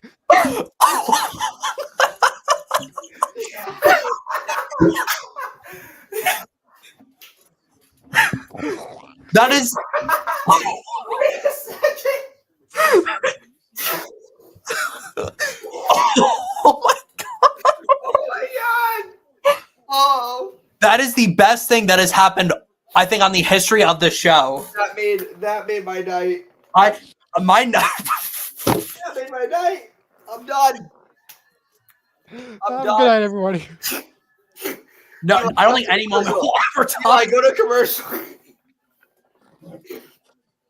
Oh, I think we need a minute to recuperate. I go to Let's talk commercial. about this pick after the break. Join Jack and I on the 12th Horseshoe Podcast live every other Thursday during the NFL offseason and live every Tuesday and Friday during the NFL season at 7 p.m. Watch every single episode now on Surge Sports YouTube. And as always, don't forget to subscribe and hit the notification bell for more updates on upcoming shows. Join Jim Monahan and I for Sports with Mono and Mono live every Saturday at 10 a.m. featuring a weekly recap of every sport, movie and book picks, sponsored segments, and more. Watch now on the Sports Mono Mono YouTube channel or right here on Surge Sports YouTube. Need a massage with peace and quiet? Well, then visit Higher Level Healing of Lyndhurst, New Jersey today. Higher Level Healing is the place to go, offering relaxation at its finest level. Located at 407 Valley Brook Avenue at Suite 406 in Lyndhurst, New Jersey, just minutes from New York City. For more information, visit higherlevelhealing.glossgenius.com or follow them on Instagram at higherlevelhealingnj. Senior high school baseball and softball is live on Surge Sports. Don't forget to catch every single game live here on Surge Sports, for every away game to every home game, right here on your fingertips. So don't forget to subscribe to Surge Sports, click on the notification bell, and don't forget to like each video. You can catch Bobby Blackjack, myself, Elijah Weintraub, or Jack Rizzo on the call with you right here on Surge Sports. Prova Italian American Deli is the official sponsor of the 12th Horseshoe Podcast NFL Draft Watch Party Special. Visit them in store from Monday to Friday until 3:30 p.m. at 94 Moonachie Avenue, Moonachie, New Jersey. Or visit their website, provamoonachie.com, for more information. Use promo code 12th Horseshoe for 20% off your next catering order. That's 12th Horseshoe for 20% off your next catering order. Moments ago, Derek Harmon goes to the Pittsburgh Steelers. I have no. And it's a Okay. They were Will Johnson, split. congratulations on being They an were LA split Charger. with the Sanders. And now the Chargers are officially on the clock here. Jack, we're going to go to you. Call the go for it. I'm sorry. That just happened. We called it. We said, "Oh, Derek Harmon's gonna be the joke pick." That is Jason. That has to be the best thing that's ever happened on this show. Oh, for sure. I just watched that Eli, back. That was great. Eli, that was amazing. That was. I fact that we all. I feel bad too because I love Derek Harmon. I feel bad because I love Derek Harmon too. I think the Chargers are taking their time with 5 minutes left just to talk to Will Johnson. Derek for Jim Harmon. Harbaugh, just to rekindle with Will Johnson. 6'4". I'm just shocked they didn't go for a quarterback. So did they go with Aaron Rodgers? Maybe, yeah. But Derek Harmon, 6'4", 313 from Detroit, Michigan. And he's got incredible extinctives, very explosive, great arms. He moves big. He moves very fast too for a big guy. I love the way this guy plays. Steelers fans are so upset. I love the way Consistency, I think, is an issue with him. Leaves his assignments too early, and he only has 1 year of production really at Oregon. But I think he's going to be a really good player. In fact, I think he's very similar to Chris Jones in many ways, with his explosiveness on the interior. But hey, I guess now you have him and Cam Hayward on the interior. That's pretty good for Pittsburgh. But Jayson, I can't believe that actually just happened. We said watch Derek Harmon be the joke pick, and then that actually happened. Good for Derek Harmon. That was hilarious. Best moment, literally, of the night. That was hilarious. Better than the Travis Hunter trade, or better than any trade. Better than I don't even know. Better than Jayson. Better than the Cowboys taking an offensive lineman when Jayson said he didn't want that to happen. And with that, the Los Angeles Chargers are on the clock with 3 minutes and 11 seconds to go. I'm sure right now the Chargers are in their room right now. Like, Jack, I'm glad you said that. I saw a post. Tyler Booker in 970 snaps has allowed 1 sack. Wow, that is incredible. He's gonna be a great player. There you go. Fine. So, here. Hey, I'll take Luther Burden in round 2. I'll take Luther Burden. Watch out here. Watch out for Mason Taylor from LSU here. I would not be shocked at all. I don't think it'd be a reach. I have Mason Taylor as my the Chargers. Yes. No. Mason Taylor is my 27th best player in this draft. Harbaugh Johnson. No, I'm saying don't be surprised if it's not Will Johnson. I'm saying, which it's 95% chance. Harbaugh probably took 5 minutes just to talk to the guy. If it's not him, I'm saying just watch out for Mason Taylor. If it's not though, Will Johnson. We all know it's gonna be Will Johnson. But wow. It would have been Colson. They're serious though. Wait, they don't look like they don't have it though. They didn't look like no one was smiling in that room. I think they're still going. Who is someone gonna? Are we gonna see a trade here? Maybe. There's still 2 minutes left on the clock, and I'm waiting for confirmation here. For information. Matthew Golden would make sense here too. Get another weapon for Justin Herbert. For sure. But like Will Johnson, come on, at 22. That is the big question. I'm looking here for updates here. Steelers fans, if you want to comment, feel free, because what a wild moment there on the chat here. And again, we're still waiting to see what the Chargers do. They have 1:30 left. Looking at it, they don't seem too confident. They're trying to make a call here. Won't be surprised if they trade potentially here. It's going to change a lot of things around if they do. Yeah, Rappaport just said that. Yep, just reported that they're thinking of trading out of this pick. I wouldn't be shocked at all if they did. There's 1:05 left.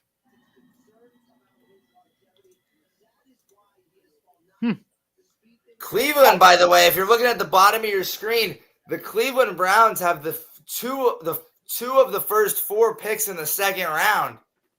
Wow, so they've got a chance to really build up that team. That trade was amazing for them. So they just said Will Johnson because of a knee injury. That's why he's falling. That's not good. And considering the fact that the speed was actually the concern even without the knee injury, I can now totally understand why teams are concerned. 30 seconds left for the Chargers. No official announcement yet from Rappaport, nor anybody right now. I still think it's going to be Will Johnson, though. No way. They got it. The pick is in, guys. Come on. 20 seconds left. Dude, they're serious. Look, he just looked at his watch. They don't know what to do. They got 10 seconds. They're still calling. No way. Is this actually going to happen? Did they miss the bus? They missed it. The pick is in. The pick is in. Oh, pick is in. Is in. So I couldn't trade it. All right, so I still think it's going to be Will Johnson here. Oh, my. Did you see Jayson, did you just see the cornerback who they added this year? Yeah. The Chargers? The worst corner in the league? Benjamin St. Juste?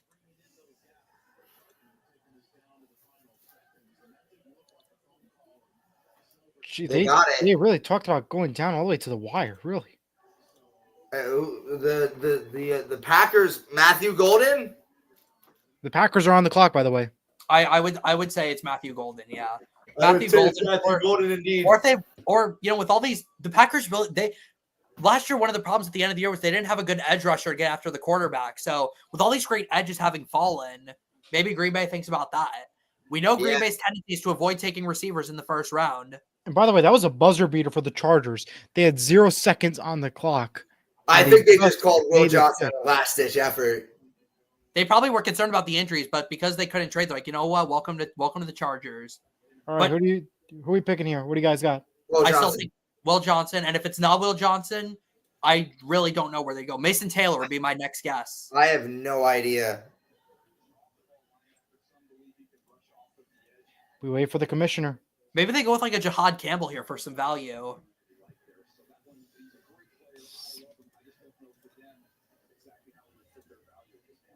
Let me know when you're ready. We will let you know in a second.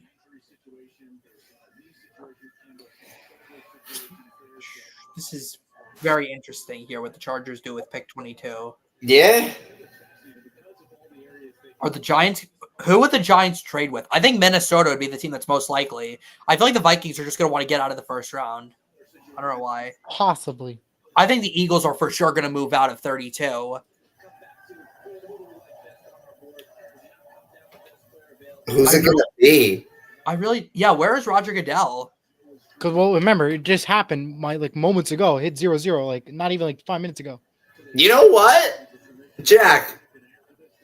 This could be Amari and Hampton, low key. I was thinking the same thing. We know Hampton how much Jim Harbaugh loves to run. Yeah, there's So the commissioner. does love to run, and I mean, there's not really a run game. I still think Mason Taylor's still my wild card pick though here. I will give you the signal in a second, Eli. On his way to the Oh! Chargers, Amari Hampton. Jason Lee just called it from North Carolina. Born and raised and played with North Carolina Tar Heels. He is on his way to the Los Angeles Chargers on the West Coast. He had 1,660 yards last year, 281 carries, 15 touchdowns, and an average of 5.9. The running back from UNC is on his way to the Los Angeles Chargers. Jason, we'll start with you. Oh yeah, this is a guy even bigger than Ashton Jensen with the same explosive package. He's quick off the run. He's great in receiving backs. He's great in the backfield for pitches. Once you get him in space, he's gone. And Amari Hampton, he's proved himself, especially this year at UNC. And in the Chargers run game, I mean, it was J.K. Dobbins, Gus Edwards. It was not really the prettiest of running back cores.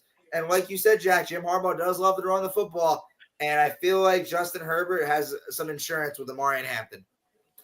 He certainly does, Jason. Remember, Najee Harris only signed a 1-year contract, so you're going to need someone after that. Yeah. Amari Hampton's a great player. Ideal size, too, for the running back position at 220 pounds.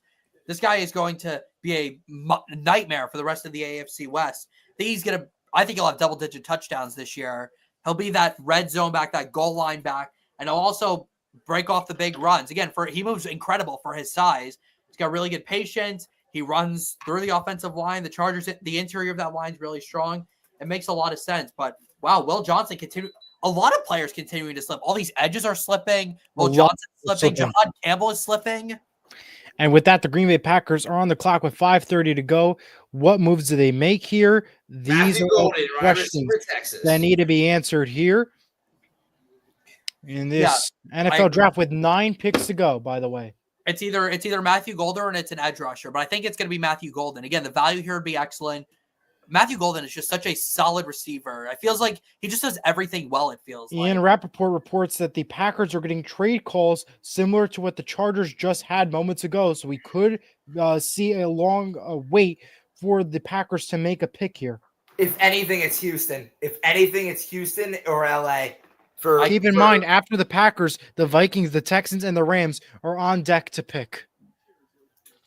I could see Detroit right now. Yep, they're calling. Oh, they're calling. I won't be surprised we have a trade here, folks. Yeah.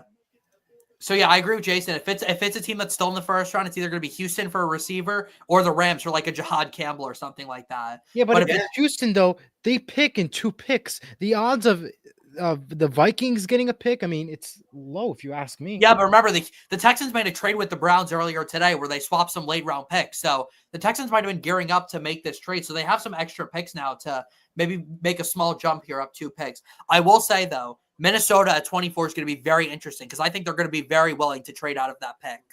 Yeah. So we'll see what happens here. I agree with Jayson, though. I think it's Matthew Golden. If it's not Matthew Golden, it's whoever their top edge rusher is. I would They think got it'd 4 be minutes. I think it'd be Mike Green if it's not Matthew Golden, but I'm expecting it to be Matthew Golden, though. They have Yeah. 4 minutes on the clock, and I'm keeping an eye on Ian Rappaport right now to see if we hear any updates of a potential trade here. This could be big, folks. The home team. What else goes on in Green Bay, Wisconsin, other than football? Cheese.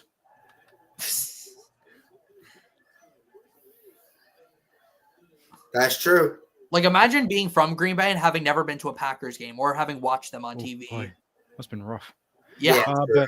But Jayson, what else happens in Green Bay, Wisconsin besides cold weather and cheese? I have no idea.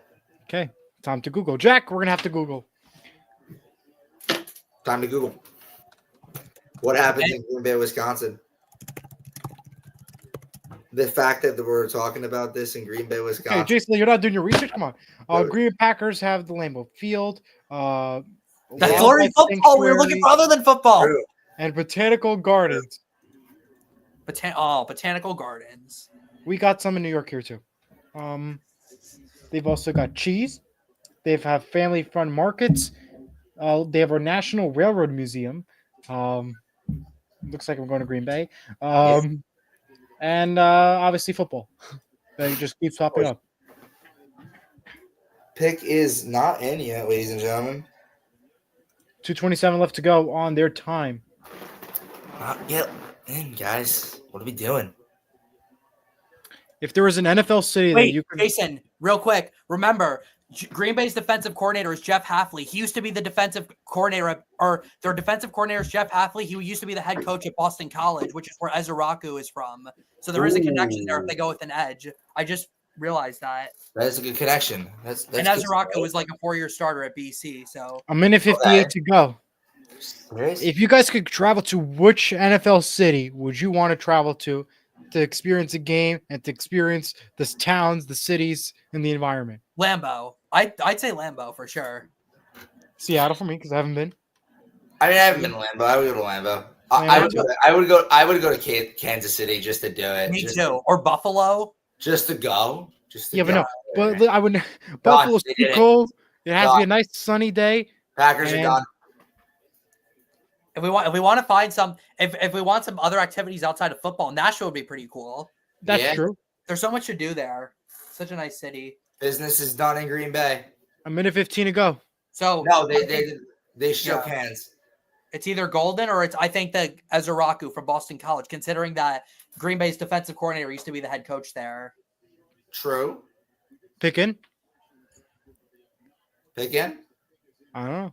Is I it? don't know. Well, they were shaking hands, so they look happy. They have 50 seconds. No, they shook hands, Eli. They shook They're hands. trying. And Finley. Oh, look, she's on the screen. Hello. Hi, Finley. First appearance tonight. Thank you for joining us. And she's sitting right next to me. Good choice. Hi, Fin. Pick is in. There you go. No trades. Either Golden or Ezraku, I'm saying. Mateo Golden. I love Ezraku, by the way. I think I'm really high on him. So he's fallen off the sport to me. So And whoever gets him, it's going to get a steal. But I still think it's going to be Matthew Golden here. love how just Finley just walks off. Yep. She does that every time. Comes to see me for like 2 minutes and then walks off. Yeah. All right. So we'll see what happens here. And Yeah, you have, Matthew Golden seems safe. and you have cats, correct, That Jason? connection. I do No, have a big catch. Okay. Yeah, one cat. Rocky, right? Yes. Good, I remembered. I just guess think- you like the movie Rocky? No. So what was your like? No idea. Okay. Like start conversations, you know. That Boston College connection, though, is so interesting. I just like realized that. So maybe it's that. I don't know. Like, edge rusher was such a problem from them last year. Yeah. After the quarterback. So I could see that, but I still think it'll be Matthew Golden here. So Minnesota's on the clock now. Yes, I they are. think they're going to be fielding trade calls, 100%. I think Minnesota's a spot where they're going to want to get out and maybe a team comes I don't up. know. Where? Oh, here comes Roger Goodell. Here he comes now. with somebody. I don't know who that is. I Is that? Oh, I think it's the team president, whatever his name, Mark Murphy. I think that's his name. Remember, the Packers are the only team in the NFL that's owned by the people, not like a specific owner. And it is their city, to be honest. And, not to be honest, but which is the fact. Hey, I guessed it right. Wow. Matthew Golden is on his way from Texas. Oh, Oh, My bad. good that's enough. okay. We all knew that was going to be the pick. My bad. That's I okay. could be wrong. You just heard it. If it's not Matthew Golden, I'm going to start laughing again. I saw Twitter rumors that Ian Rappaport is not confirmed. That's why. I thought you guys had. I was like, No.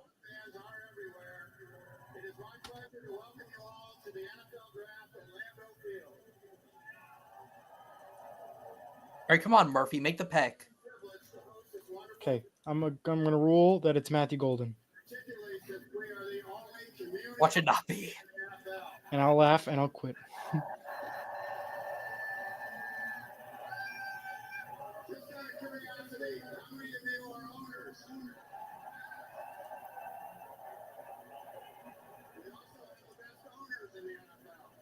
Should be Golden. Shut up, Murphy. Just make your pick. Now we gotta exaggerate. Okay, so it is confirmed. It is Golden. Oh. My bad. And now you hear it. Sorry to jump the gun on that one. That's all right. Well, he has 58 receptions, 987 yards, 9 touchdowns. The wide receiver from Texas, born in Texas, on his way in a freezing cold, very cold Green Bay. Mark Murphy just trolled the fan base by saying for the first time since 2002 we take a receiver in the first round. Yeah. That's fun because we know how much they wanted to take receivers last couple of first rounds. They never did, but man, what a player There you Matthew go. Golden is. But Jayson, I'll let you start on Matthew Golden because I know you really like him. Matthew Golden, stud out of Texas. He's a great guy. I wish Jerry Jones took him whatever it was, a few picks earlier. But you have a guy like Matthew Golden. He's a great receiver all around. He can get into the slot. He's a great weapon to have, and I think the Packers truly just found a great wide receiver. I agree. Matthew Golden, 5'11", 191, excellent, best route running receiver in this draft for sure. Also has game-breaking speed, big-time production at Texas. Only concern, really, he had issues with drops earlier in his career, but not as much last year. I think Matthew Golden he's going to have similar production to a guy I'm very familiar with. T.Y. Hilton is the guy I think is most similar to Matthew Golden in terms of their size and in terms of how they're going to produce in the NFL. So I love this pick. Matthew Golden, Green Bay Packer. I love it. And he's wearing the G already. That is awesome right there. The pick is in for the Minnesota Vikings. Very fast. Yep, that's why I think it's going to be. Or yeah, they lost Cam Bynum in free agency, so this would be the ideal pick to fit him. If they want more versatility, they could take Iman Wari, but I don't think that's going to happen. I mean, it could. Right? We know Brian Flores loves to mix up his defenses. Shocked that the Vikings have made a pick. I thought they would possibly trade, but no. Yeah. Just don't say it this time, Eli, please. Yeah, okay. I thought you said because you were like, "Yep, that's it," and I'm like, "Oh, I'm That's sorry. right. I'm sorry. I guess so." Yeah, I thought that's my bad. It's okay. I can't believe Will Johnson is still on the board. I know. He's my top corner, my 14th best player. There's a lot of players that we're shocked with tonight. Come on, Indianapolis, trade back into the first round to get Will Johnson, please, or Jahad Campbell. He's always a second round. You never know. I don't think Jahad. No, the Colts don't pick till 45 in the second round. I don't think they're falling all the way there.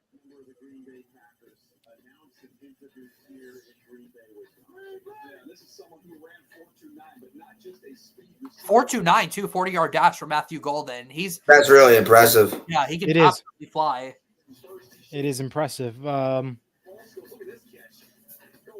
Crazy enough, no, not even the fastest receiver from Texas. The Eagles are in talks of trading up, according to Ian Rappaport moments ago. The GM is currently on the phone, and he's trying to trade up with several top players available. Oh, okay. That's the opposite of what I thought. I did not expect that. But Jayson, how funny would it be if this was with the Texans? It feels like the Eagles and the Texans trade every single year. Imagine they love to trade with each other. Texans are on the clock officially. Yeah. What could the Eagles be coming up for? Malachi Starks. They have two safeties. They have like Reed Blankenship though. Will Johnson. Oh, well, Will Johnson. Oh no. The rest of the league did not just let Will Johnson go to the Eagles. By the way, keep in mind, their needs of the Eagles: a safety, a defensive line, a cornerback, an edge, and an O-line. Oh no. It is possible. No way Howie Roseman's about to fleece everyone again. And get Will Johnson. And they will be the best team once again. And they will go They already are the 17-0 best team. and win the It Super doesn't Bowl. If the Eagles get Will Johnson, they will go 17-0 and win the Super Bowl. There's no way. Houston, don't We are do standing by for confirmation at this point. Houston, don't. And I will keep it posted from what Ian All right, well, Rappaport reports. The Vikings pick is in though, right, Eli? Malachi Starks. Yeah, 100%.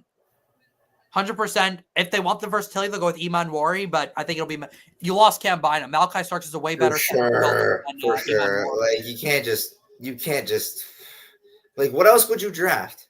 Nothing. Yeah, maybe I don't know. All the top defensive tackles are gone.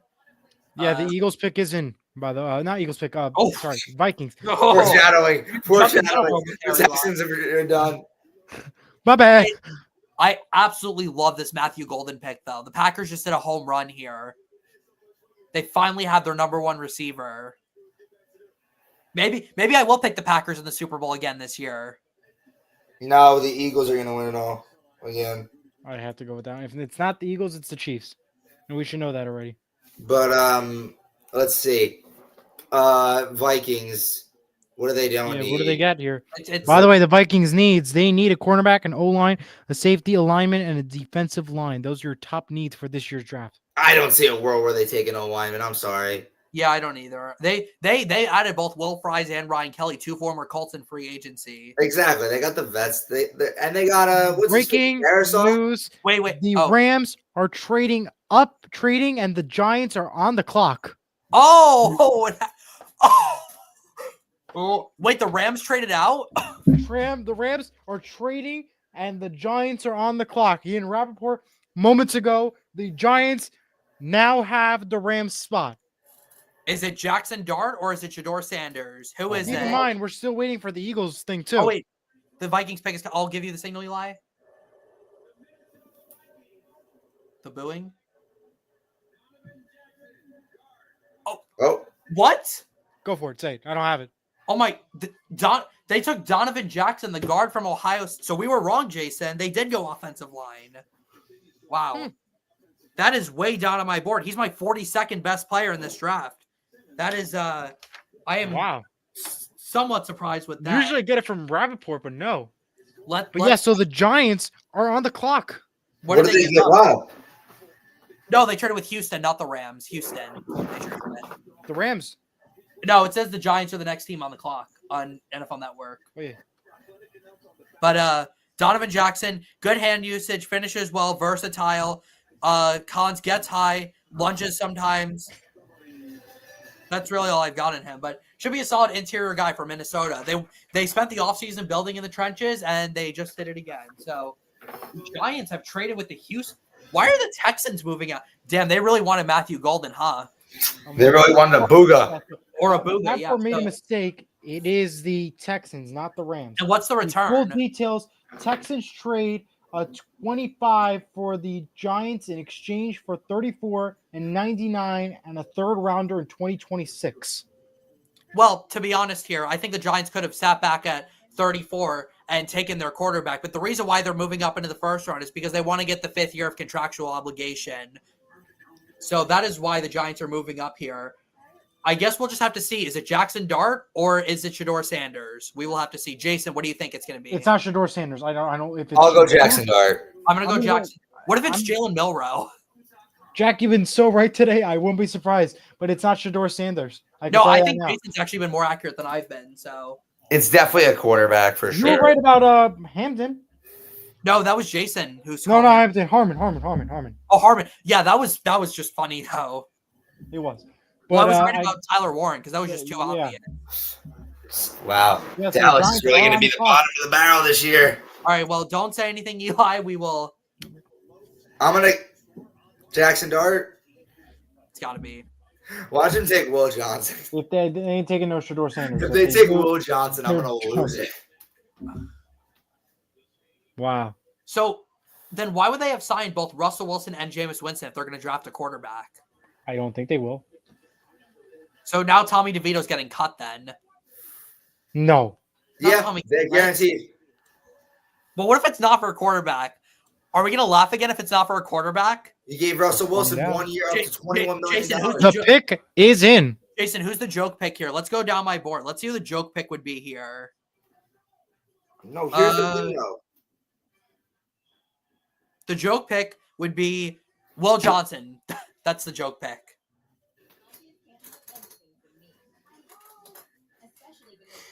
So our second trade of the night, huh? And it's the Giants moving up to the first. I'm surprised about this, honestly. I really am. I'm not. I mean, I knew this was going to be a possibility, but we will wait to see what the pick is. Gear up, all the Giants fans. If you're a getting Giants fan right now, what are you thinking? What do they choose here? And we know it ain't going to be Shador. I mean, it might be though. So, wait. So, if they take Jackson Dart, you just gave Russell Wilson a free $20 million For no reason. for no reason. And why would you sign Jameis Winston too? With the Jameis Winston is just there for a good time? Watch it be like Travion Henderson or something. No, it's going to be Jackson Dart. maybe Will Johnson? No, they clearly just gave Russell Wilson $21 million. Just I to have a pull weird his feeling thumbs. that it's going to be Jalen Milroe. Why is Jalen Milroe in the green room if he's not going to be a first round pick?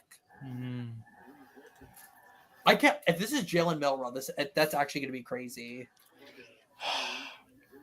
What if it's Tyler Shouk? Could it be Will Johnson? I think it could be Will Johnson. It could be Will Johnson. it's If they Jackson need a Dart. quarterback, I'm gonna just go according with to it. what the original needs were from when this draft first started, O-line, defensive line, linebacker, a wide receiver, maybe QB. That's a nice return for Houston. What we're Oh, yeah. seeing. Wow, getting so the 20 Giants just won the draft, guys. Yeah, Did but they, though? that's 3 mid-round picks. So that Joel Houston. Carter and Jackson Dart. If this is Jackson Dart, I don't think the Giants fans are going to be very happy though, why? because I saw a lot of them. They didn't want Jackson Dart. Wow. So what a surprise there for every Giant fan right now. A big trade up moments ago. Shador and Dion are laughing. The Giants are. Oh God, I can't believe I'm still looking at Joe Shane in the Giants war room Yeah, it's pretty crazy, right? and Brian Dable. Brian Dable lost a lot of weight, huh, from last year. I couldn't believe how skinny he was when I saw him on the sidelines.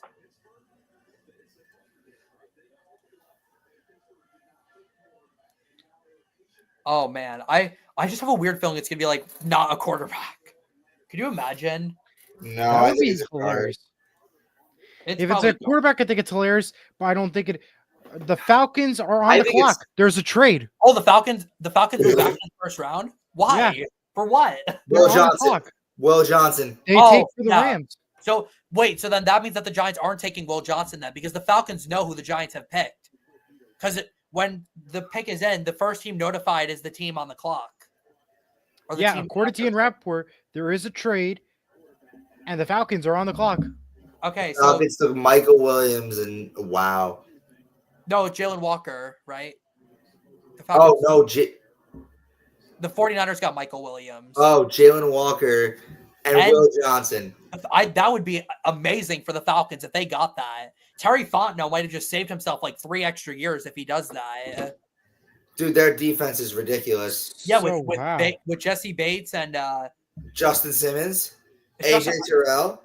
did Justin Simmons resign or no? I don't think he did. I think he's still a free agent. They're gonna sign Wow. him back now. Yeah, Justin Simmons is a free agent still.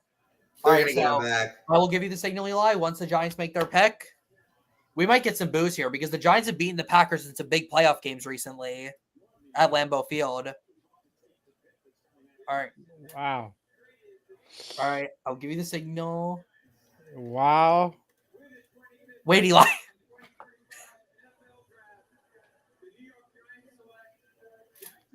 There it is. Jackson Dart. they pick up their fourth quarterback from Ole Miss. 4,279 yards last year, 29 touchdowns, and 6 interceptions. Wow. So Tommy DeVito basically just lost his job based off of this trade. Russell Wilson just got a free $21 million. Russell Wilson can go on vacation for a year, and he got $21 million. Okay, here's where I have to complain. Why would you sign Russell Wilson then for $21 million? You pick up a quarterback. You just also signed Jameis Winston, plus you still have Tommy DeVito. What are we doing here? What are we doing here? If I'm a Giants fan right now, I'm just shocked. Well, let's talk about Jackson Dart. 6'2", 223 pounds from Kaysville, Utah. Strengths, incredibly athletic, competitor. He competes, faced a lot of big game experience competing in the SEC. Dual threat. He's got really big hands. So for sure. Sling the football very well. There's a couple things he needs to improve on, though. He's a project. Number one, processing. If the first read is not there, he struggles mightily. He'll panic. He'll leave the pocket instead of waiting for his second option to progress. Deep ball accuracy was something I saw a lot of concerns about during the film. Sometimes the decision-making. If you go back to the Florida game, he had a really tough time against the Gators defense this past year. But I'm telling you, what the Giants gave, if the Giants believe that this is their future guy, they gave up absolutely nothing to get him. 3 mid-round picks is nothing for your franchise quarterback if you believe this is the guy. The question, though, is can he run a pro-style offense? Because, Lane Kiffin, very college-style offense. So that's the question. A lot of RPOs, quick plays. But Jackson Dart, I think, can be maybe Listen to this trade. So the Falcons get the pick. They're on the clock now. Oh, bye, Tommy DeVito. And a 2025 third. The Rams get the Falcons' second-round pick, a first next year, and a 7th-round pick this year.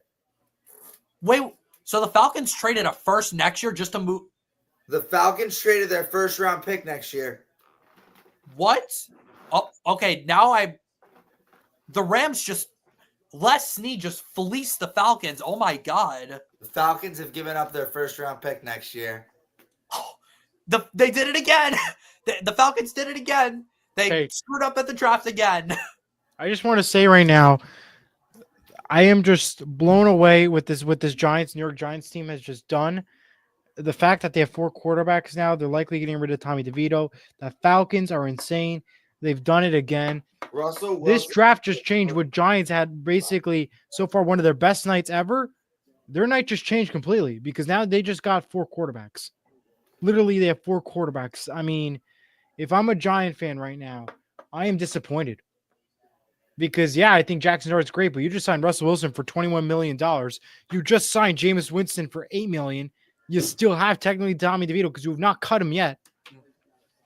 Wait, what about – yeah, incredible. So, wait, actually, if the Falcons haven't re-signed Justin Simmons, what if this is for Malachi Starks and not Will Johnson?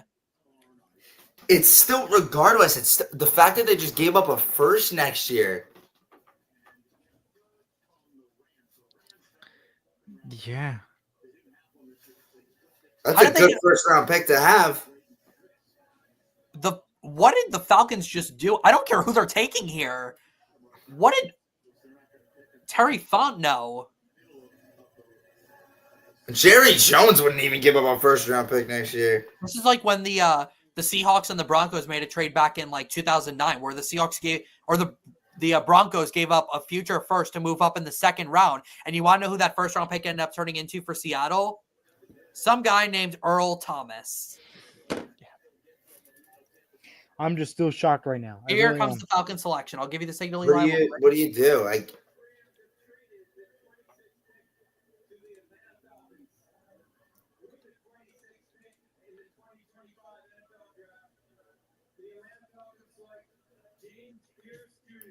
Edge James Pierce Jr.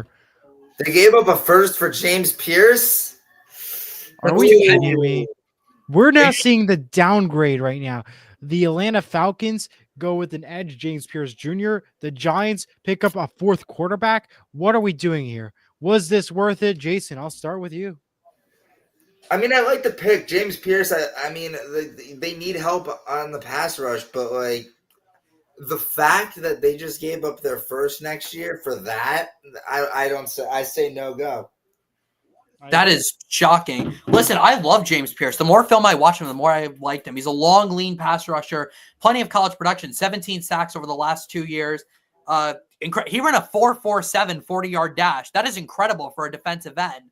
But again, I can't believe they gave up a future first for James Pierce.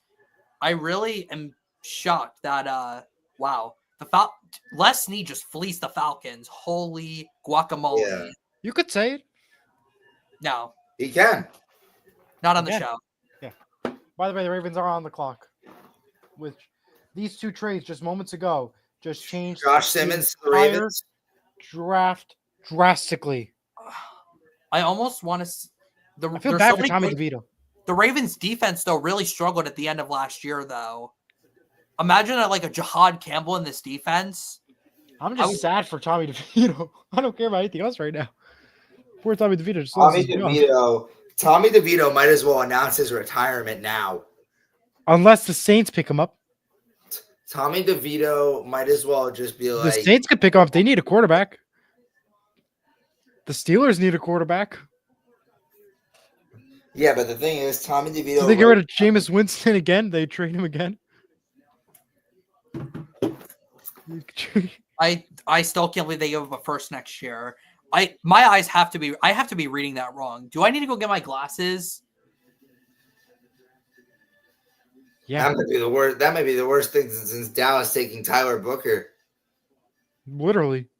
That is, wow. It seems like Yes, nobody. give Tyler Booker a D-. By the way, I 100% agree. And the Falcons fans are freaking out. Of course. Yeah, I would be too. Yeah, I would be too. And I'd if I'm be a Giants dying fan, I would right also be now. freaking out too. This is worse than Michael Penix last year. So now what do the Ravens do? There are so many great defensive players on the board. Jahad Campbell would be a perfect fit in this defense.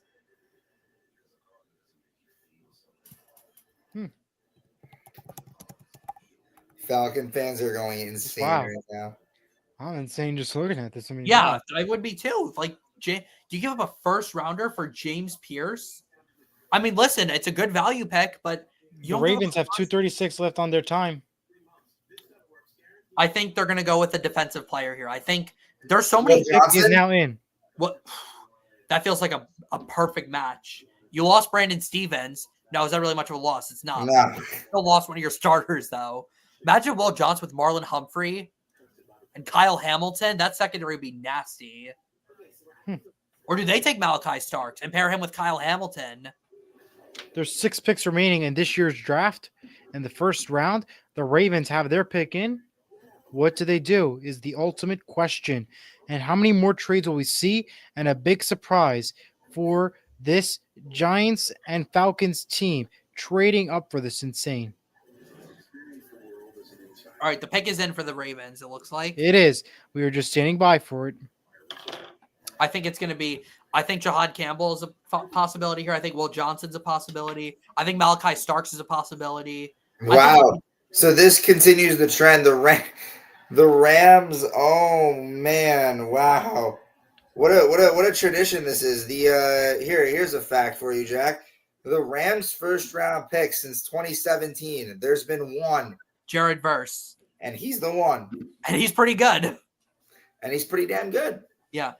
Pretty Les Snead should get a statue built. Him and Sean McVay should have statues built after they're retired. Wow.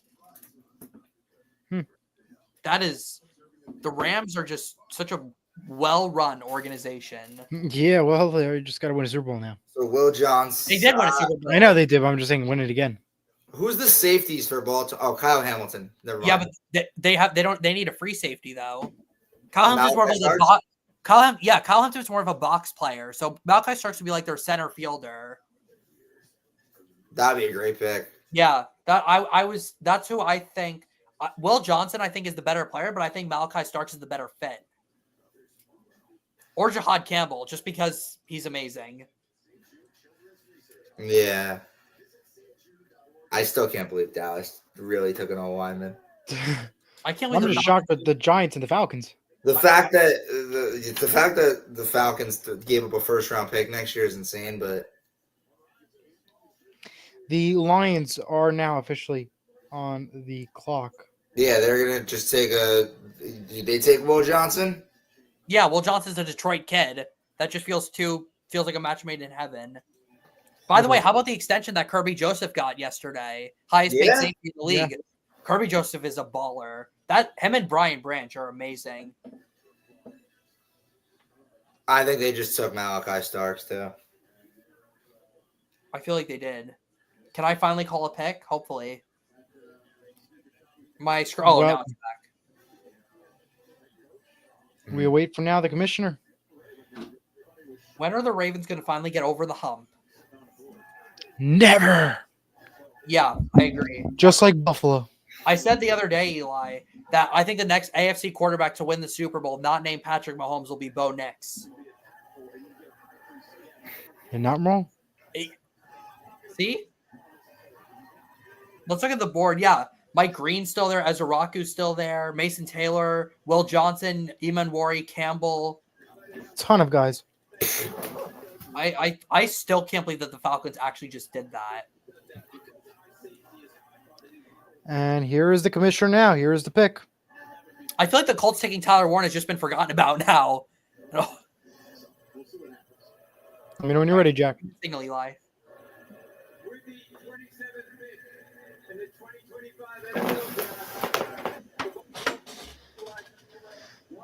There it is. From the Georgia Bulldogs, Malachi Starks, the safety, is on his way to the Baltimore Ravens. Wow. Last year alone, I called 52 it. stolen tackles and an interception to his credit.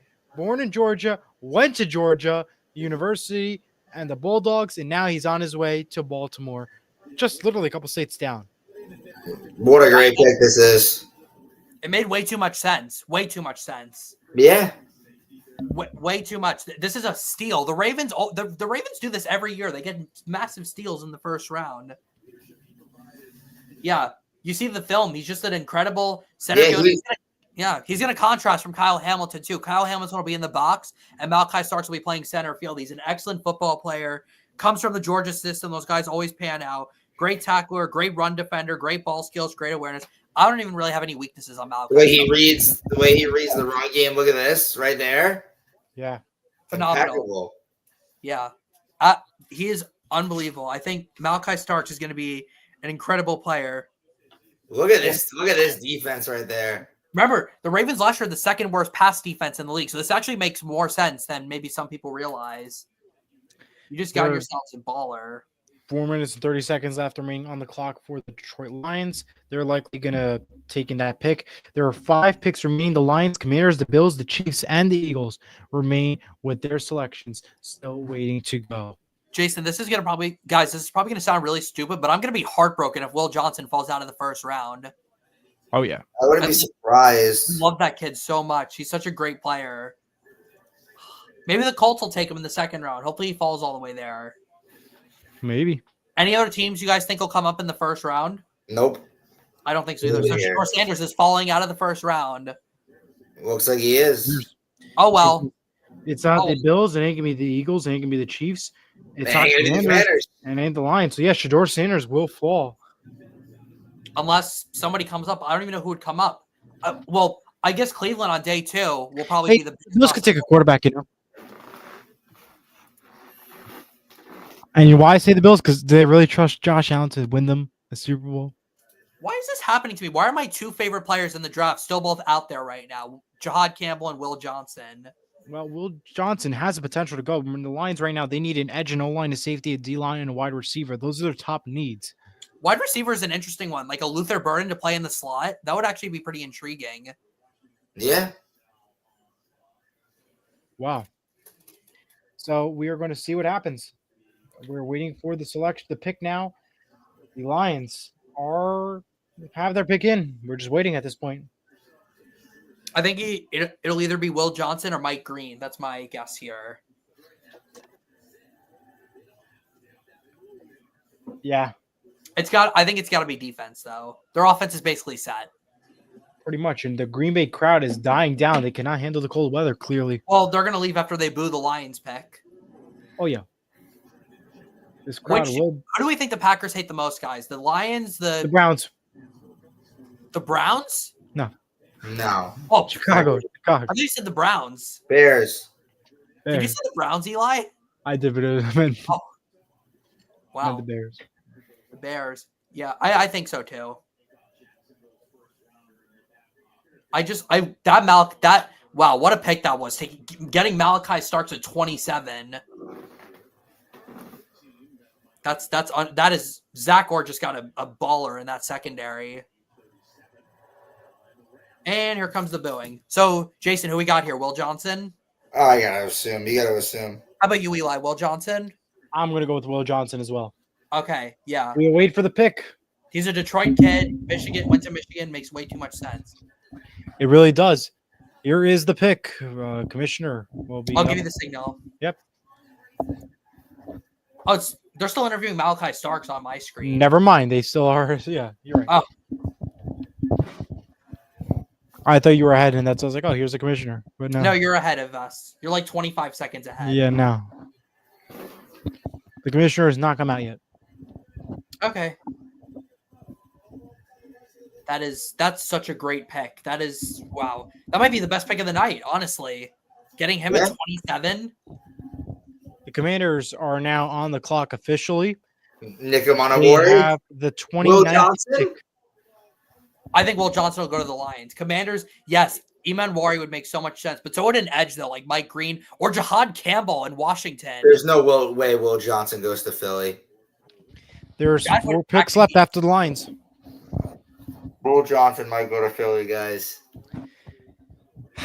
Sheila If they Ford, trade up, then yes. And their corner core is Cooper DeJean and Will Johnson. and Quinyon Mitchell. And Quinyon Mitchell. Those are 3 young guys who are all excellent. Let's talk about though how just like the Lions have transformed the culture with starting with the owner Sheila Ford Hamp and with Chris Spielman and Brad Holmes and Dan Campbell. It's crazy to think that the Lions 5 years ago were completely different from what the Lions are now. Oh, I see Eli's face. He is shocked by the pick. I'll give you the signal in just a second, Eli.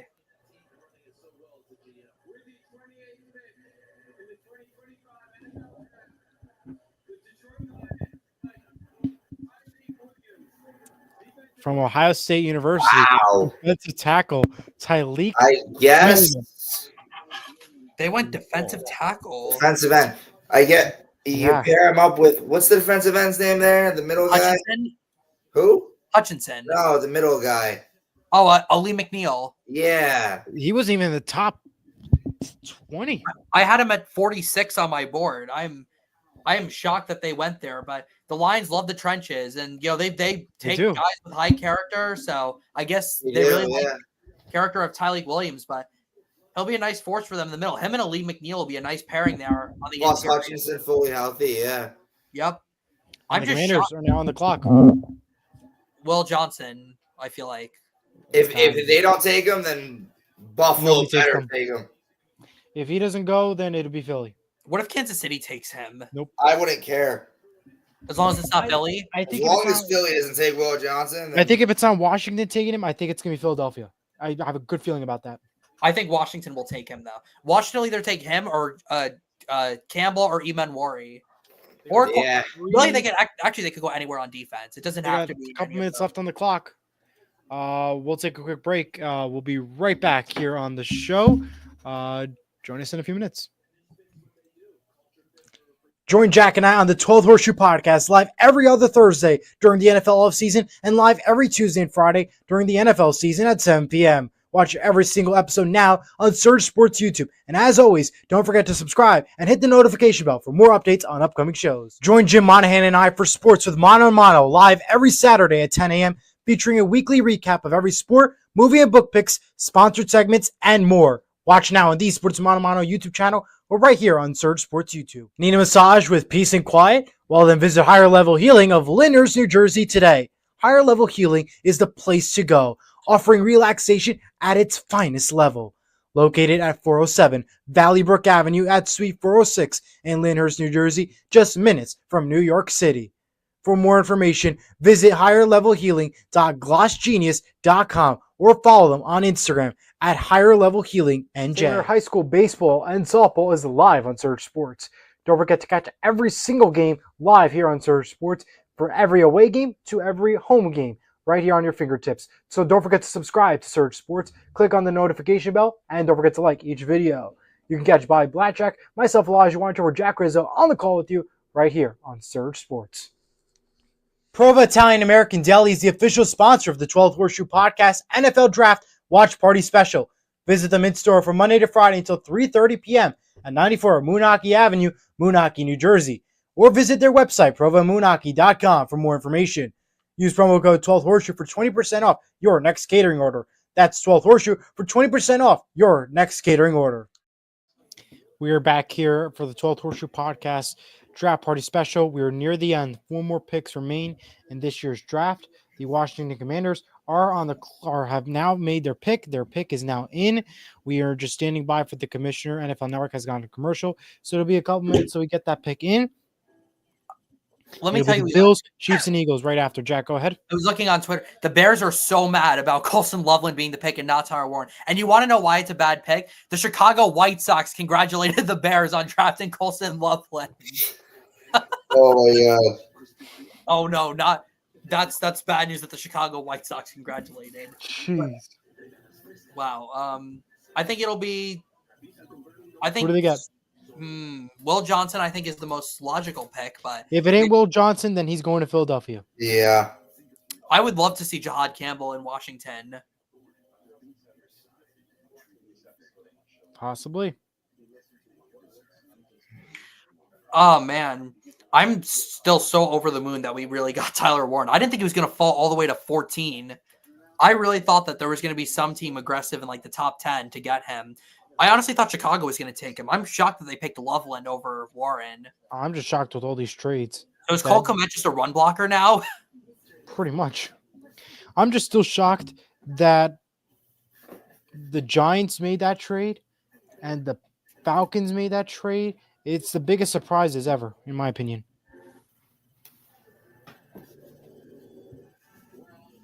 All right, well. Oh. Near the end. Take his in. Chris Ballard. Oh, God, I hate Chris Ballard so much. So much so, he's so dumb that he literally just said, with Tyler Warren, the last time I felt that confident about a pick was Quentin Nelson. Oh. That was 7 years ago. Not even his own quarterback. Wow. Hi, Bobby. Oh, hey, Bobby. How's it going? What's up, fellas? Oh, there you go. Now you can hear you. Derek Harmon was the pick, not a quarterback. What's up? I know. So what's up, fellas? What's going on? Not bad. It's been a great night. We have a new tight end. I'm so happy. I'm just shocked with the Giants, what they've been doing, and the Falcons, really. I haven't been. I'm a little busy up here, so I'm just catching up now. Falcons, huh? 2 defensive studs. Yeah, but they give up a first-round pick, though, to come back into the first round. They give up a first-round pick next year to do that. Wild move. And who did the Seahawks get? The Seahawks ended up getting Gray Zamble. I like that.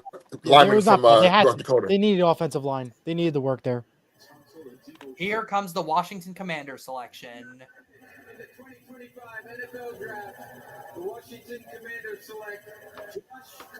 Oh, they went all wide. Connor Lee Jr. from Oregon, the offensive tackle. He goes at number 29. Jack, we'll go to you first. What are your thoughts on it? Well, Josh Connerly's pretty down on my board, but I'll tell you, he was first-team All-American last year, very athletic guy you can plug in immediately, day one starter. I think it's a good pick. You got to protect Jaden Daniels, right? I think defense would have been the better pick, but they clearly like Josh Connerly, so it's a solid pick by the Washington Commanders. Started all 28 games of left tackle since 2023, so he's very durable. Jayson? Yeah, he's a very composed tackle, and I feel like having him in Jaden Daniels' rear view is going to be more comfortable for him, considering Jaden Daniels loves to get out of the pocket and loves to put his body out there for a lot of QB runs, which could be scary to some people, but I feel like someone like Connerly could help prevent that. And with that, the Bills are on the clock. Bobby, what are your thoughts on that? This pick from the Commanders. I mean, the Commanders surprised everybody this past season, correct? So they are actually ahead of the game, which means they should have maybe been at this position in a year or two. So now they have a chance to make luxury picks and fortifying what they think is wrong or is missing that prevented them from winning the NFC Championship. Right? Yeah. And the Bills are on the clock here at pick number 30. They have about 5 minutes left to go before their pick is officially in. There are 3 picks remaining in this first round of draft. Some wild moments, and I think that, as we mentioned, the Falcons and the Giants by far have the wildest moments of the night so far.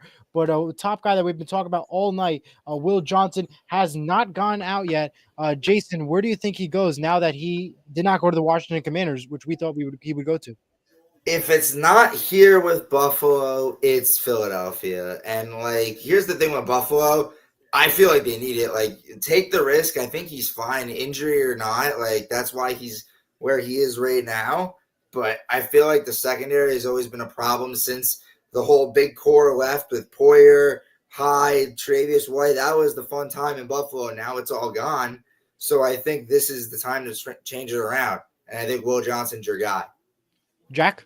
I agree, Jayson, but I would keep an eye out here on Nick Emanwari from South Carolina because he can play. Again, you can play him at safety. You can play him at linebacker. You give him some versatility in this defense. So I think it's either Johnson or Emanwari here, unless they go with a tackle, but I don't think they're going to do that. I think it'll be defense here. Yeah, I would go defense here with Buffalo, but I think it's going to be the Eagles that pick up Will Johnson. Looks like he looks like that's the perfect fit, and the Eagles wanted to trade up for him, I feel like, and I think that's who they go with. Bobby, I think it might be Mike Green. Oh, Mike yeah. Green's dropped a little bit, and they need somebody for Ed Oliver, a running mate for on the edge. That's fair. Yep. Yeah. Pair him with Greg Russo. That's a nice pass rushing combo. I actually like that a lot. Or Jahad Campbell, because you could have him off the edge. Jahad Campbell, I'm surprised. I am shocked that the Buccaneers took a wide receiver and not Jahad Campbell, because everybody knows how great Levante David is, but he has 1 year left, and Jahad Davis, whatever his last name is, I'm forgetting off the top of my head, but he could have been the replacement and learn the 1 year off of a great Hall of Fame linebacker.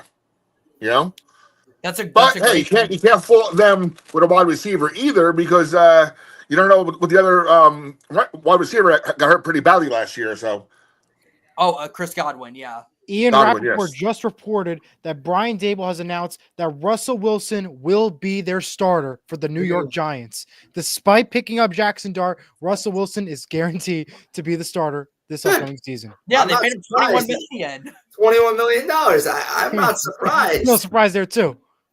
Oh my Here's my problem with the Giants pick. Again, I'm not going to call it a problem just now. It's too early. But the Maras have to get away from everything is tied to Eli Manning. Daniel Jones was tied to Eli Manning because they're the same quarterback coach, and they had their quarterback camp in Duke every year, right? And now we have the Ole Miss quarterback. Again, Dart can be great, and I hope he is. But everything's tied around Eli Manning with this franchise. Why? I understand he won two Super Bowls for you, but Eli wasn't that great most of the time. Yeah. You're not wrong. They seem to love this guy, You're not wrong there. I mean, but that's what it is. The Giants now have to rely on Eli Manning because he's the face of the Giants, whether we like it or not. It's going to go to him now. I forgot that the Bills signed Joey Bosa. I completely forgot about that. Yeah, they have Joey Bosa as well. All right. We're going to have another Make-A-Wish pick, I think, here. Mm-hmm. But Will Johnson or Nick Emanwari, I think, here. It's got to be. I think the other one might actually be the other one goes to Philly. The other one goes to Philly. Yeah. Yep. Yeah. So, Jack, I have a question for you. Yeah, what's up? Did you pick the right tight end? Is that the one you wanted, or is the other guy better? No, Tyler Warren was the better one because he's more versatile. That's what I thought, too. I'm surprised. You watched Penn State last year, and he was a monster. Yeah. Well, to be fair, he was really their only weapon they had. But yeah, the guy's amazing now. We have Great breaking news. there's a trade that just happened. The Eagles are now on the clock. Oh, so they traded one pick. Okay. They traded one pick up. Why? Well, we'll see who Buffalo picks. If Johnson, Iman Wari, the other one I think goes to Philly. I think you hit it right on the head, Jayson, with that. And now we wait to see what the Bills do here. I will give you the signal, Eli. Yep. Maxwell Hairston. Oh. Whoa. Wow. Oh. Whoa. So wow. That's not bad. All the mock drafts I've read for the past 10 months. Who is this guy? Well, he's from the Kentucky Wildcats. 15 solo tackles, 1 interception from born and raised in Michigan. And now he's on his way to the Buffalo Bills. And Jack, I'm sure you got more. Jack, what do you got for us? Yeah, I got some stuff on Maxwell Hairston. First off, character concerns. That was the big thing. Had some allegations against him. That's why maybe he didn't go as high as he had originally planned, but ran a 4.28 40-yard dash, though. 5'11", 183, long arms, really good press corner, ball hawk. Kind of reminds me of Trey Waynes when Trey Waynes was in Minnesota, like long, lean press corner. That's what Maxwell Hairston's going to be. So I like the pick overall. I think Will Johnson was the better player, but I guess if the Bills are going to be running man defense, then I guess Hairston's the better fit. I don't know about you, Jayson, what your thoughts are on that. Yeah, I'm agreeing with you. I think Will Johnson was still the better guy here. Maybe even like a guy like Siobhan Ravel I had higher than Maxwell Hairston. Or Trey Amos from Ole Miss. Yeah, I had him too. But I think you actually got him to Buffalo in your mock draft. I think now looking at this, Maxwell Hairston looks like a Buffalo fit. I feel like with his play style, I feel like he fits into the scheme with that secondary. How does he look like Tremaine Edmonds with the long hair? He does. Not wrong there. And the trade details, Kansas City trades number 31 in exchange for 32 and a 5th round, 164th pick this upcoming draft for this year. The Chiefs are going to drop a Hall of Famer with that 5th round pick. Yeah. So there's just a pick swap essentially. I will say it's funny. We just mentioned Tremaine Edmonds before. Fun fact about Tremaine Edmonds, he was 19 years old when he was drafted by the Bills back in 2018. It's, to my knowledge, one of the youngest players to ever be drafted into the NFL. Yeah. So the Eagles are now on the clock. They have about 4 minutes and 30 seconds left to go. We'll see what they do. The Chiefs follow right after. Maxwell. Would it surprise you? Go ahead. Would it surprise you guys if Shedeur Sanders is not the next quarterback picked? No, it wouldn't. I think Jalen Milroe has a chance to go before. Yeah. I think Jalen Monroe is going to be the best quarterback in this class. Really? Wow. Why do you think that? I read last night that Milroe is faster coming out of college than Lamar Jackson was. And we all know what Lamar Jackson can do.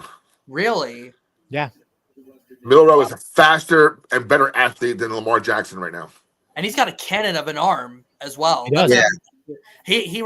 Tyrod Taylor was what I thought of when I watched Jalen Milroe, just because of his tendency to run a lot. But if you can develop him into a quarterback, it might work. So would not shock me at all. Cleveland is sitting there with those 2 second-round picks. I think they might consider taking a quarterback. Oh, they have to. Yeah, they have to at this point. Yeah. Deshaun Watson is a done deal. What do you? Yeah, Joe Flacco's going to start this year. Pickett's just a backup. Pretty much, yeah. Call me crazy, guys. Philly, watch out for Mason Taylor from LSU. Dallas Goedert's on the trading block, so they need another tight end. Mason Taylor is an excellent player. So I would not be shocked if it's Mason Taylor. I would doubt it. I highly doubt it.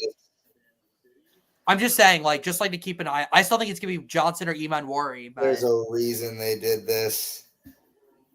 It could be. It's either Johnson or Green. That's my top 2 for the Eagles. I think it's Johnson. I like Mike Green because they lost Josh Sweat in free agency, so I actually like that. Or Ezra Rocco as well, who still hasn't gone yet. This is Don't forget, Eagles for the Colts. Eagles love troubled players. Eagles love troubled players that fall to them. And Mike Green supposedly has some issues. So yep, yeah, he That's was at true. Virginia. They suspended him for a year, then he transferred to Marshall. Jack, just in case, keep this in your back pocket. Who's the best player out of Georgia for Philly? Just keep it, just an idea in the back pocket. Who's the best player out of Georgia? Are there any Bulldogs available though in this? Wait, why were you saying that? Who is the best player of Jalen No, Carter? because Philly always loves to take players out of Georgia. Oh yeah, that's right. But who from Georgia's left on the board though that they would take? Gone. Best player out of Georgia. Let's see. I don't know. I don't even know who it would be. No. I don't have anyone from Georgia. Nate Ratledge is a guard out of Georgia. He's like a 3rd round projected pick. That can't happen. I don't think so. No. I mean, but remember though when the Patriots took Cole Strange in the 1st round a couple years ago? Well, there's Jahad Campbell still. Yeah. Him and Zach Bond would be amazing. I think they're too similar though, because Zach Bond's like an off-ball linebacker, kind of like what Jahad Campbell is. So I think they would be too similar. So I think I'm still gonna go with Will Johnson or maybe Mike. I think Mike Green would be a possibility here as well. What would Kansas City do though at 32? Josh Simmons would be my guess. Yeah, for they need to sure. Fix that Yeah. offensive line. Or do they go with like a Luther Burden? Maybe I don't know. Or does Philly go with Luther Burden? Maybe Philly takes Luther Burden. Nah, I still Jahad Campbell or Will Johnson for me. Please not Jahad Campbell. I really want him to fall all the way to 45 so the Colts can take him tomorrow night. Dallas, what? Oh, we're 44. Yeah, come on, Colts. Please trade up. Taking tomorrow. Trade I would up. love Xavier Watts. Oh, Xavier Watts is really good. I wish was we. the, Yep. He was the best safety in the country. Oh yeah, you would know, Bobby, of course. Notre Dame always has great defensive players, and they always succeed in the NFL. You're going to see 2 Notre Dame players go in the 2nd round. Benjamin Morrison and Xavier Watts. I like Jack Kaiser too. I think he'll That be. Kaiser's he's down there. He'll be there. Hey, I think- they're even saying Riley Leonard's going to be drafted. Oh, nice. Is Jeremiah Love in this draft class, or is he next year? No, next year. he's 2 years. He'll be a 1st round pick though. I think He's only a sophomore this year, I think. Jeremiah Love is really good. Let's see the 2nd round board. It looks like every team other than Cleveland or other than Jacksonville still has their 2nd round pick. Chicago is picking twice in 3 picks too. Yeah. Oh, maybe. What would they do? I'm still shocked that they took Colston Loveland. Yeah. That was a little questionable to me. That was definitely a Ben Johnson pick, though, not a Ryan Poles pick. I missed it. Who did the Chargers pick? Amarian Hampton. Hampton. Mm-hmm. The running back? Yep, from Yeah. North Carolina. Okay. I like him, though. I think that's actually going to be a really good fit. And who did You know- Denver pick? Love to run the football. Who did Denver pick? Denver. They went with John A. Barron. Jahid Barron. Yeah. The That was, corner. really good. That was a good pick. I like that a Yeah. lot. Really, most teams have made reasonable picks tonight. There haven't been many outrageous things done. No, except for the Falcons and the Giants. Exactly, except not the Giants, the Falcons, though. Wow. I mean, the Giants, yeah, because you traded up for a quarterback. Yeah, 4 now. Yeah, You're but trying to you're get rid only- of Tommy if you go DeVito. 3 mid-round picks, though. If he doesn't pan out, who cares? It's 3 mid-round picks. It's not that big of a deal.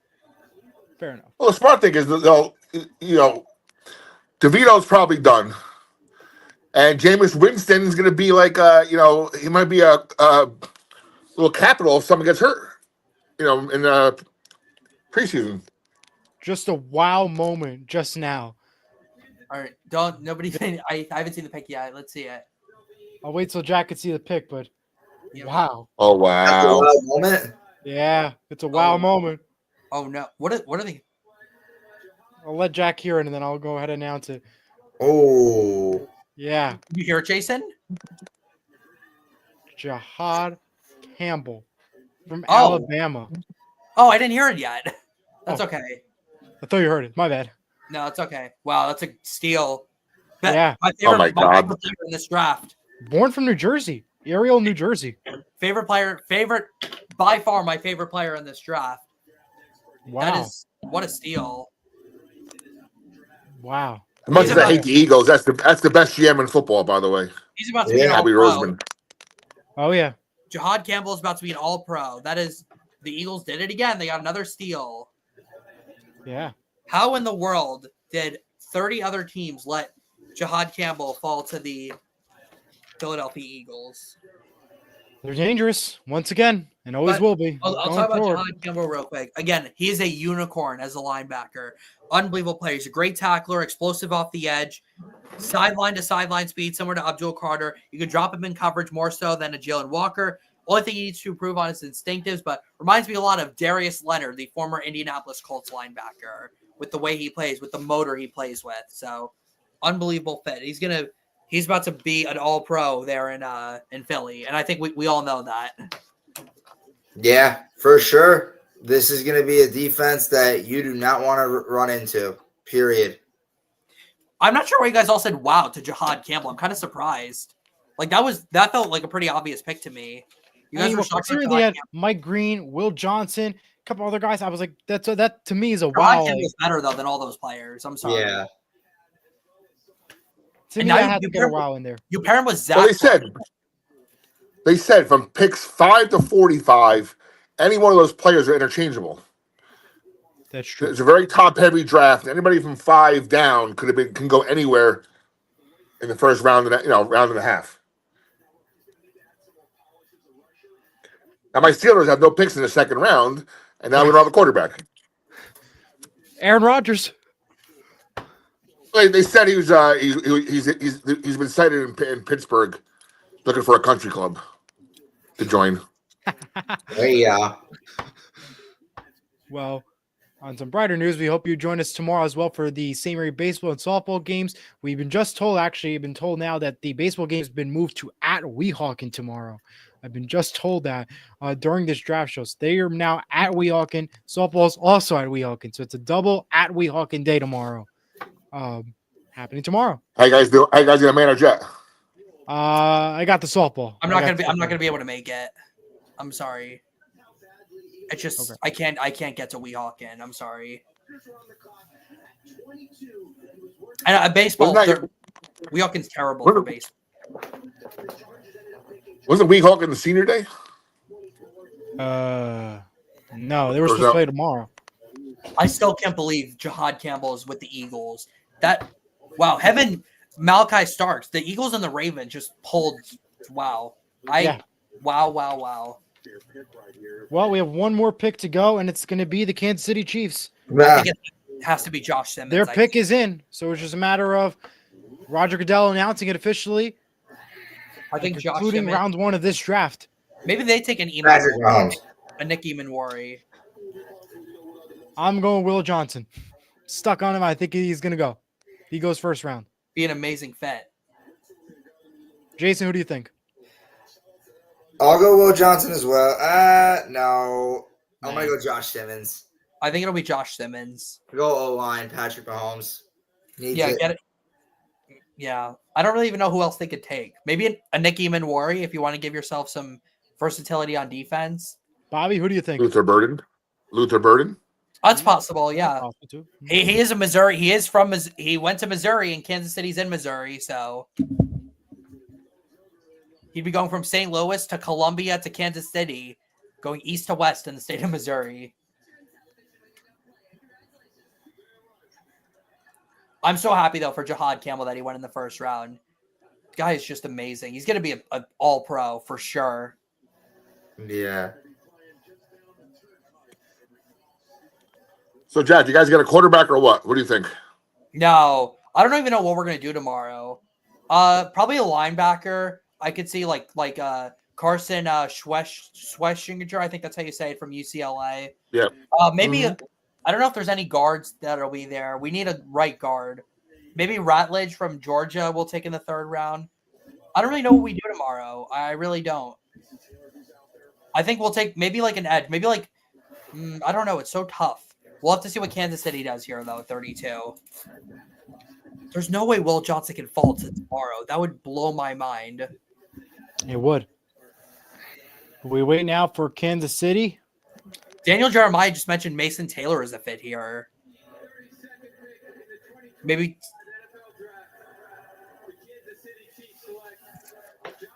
Josh There it is. Simmons. Oh, okay. We the were right. offensive tackle from Ohio State University is the last to go in this year's draft. Jack, go for it. What do you got for us? Yeah, great pick. Good value pick. A lot of people thought of him as like a mid-first round pick. but the injury knocked him down a little bit. But he's a really solid offensive tackle. He's going to do a lot of things well for Kansas City. Yeah, it's a great pick. Got to protect Patrick Mahomes. We saw what happened in the Super Bowl. Jason, what do you got for us? Yeah, this is a safe pick for Kansas City. Patrick Mahomes needed it after the Super Bowl meltdown. They need a O-line and a half, and then Josh Simmons is your guy as a start. Bobby? Yeah, same thing. You need to protect the best player on the planet, right? Yep. And with that, that concludes the round 1 of the 2025 NFL Draft. And we thank you for watching the 12th Horseshoe Podcast NFL Draft Watch Party Special. From Jack Rizzo and Jayson Lee, Bobby Blatchek and John Randall, Elijah Weintraub signing off. Thank you for joining us.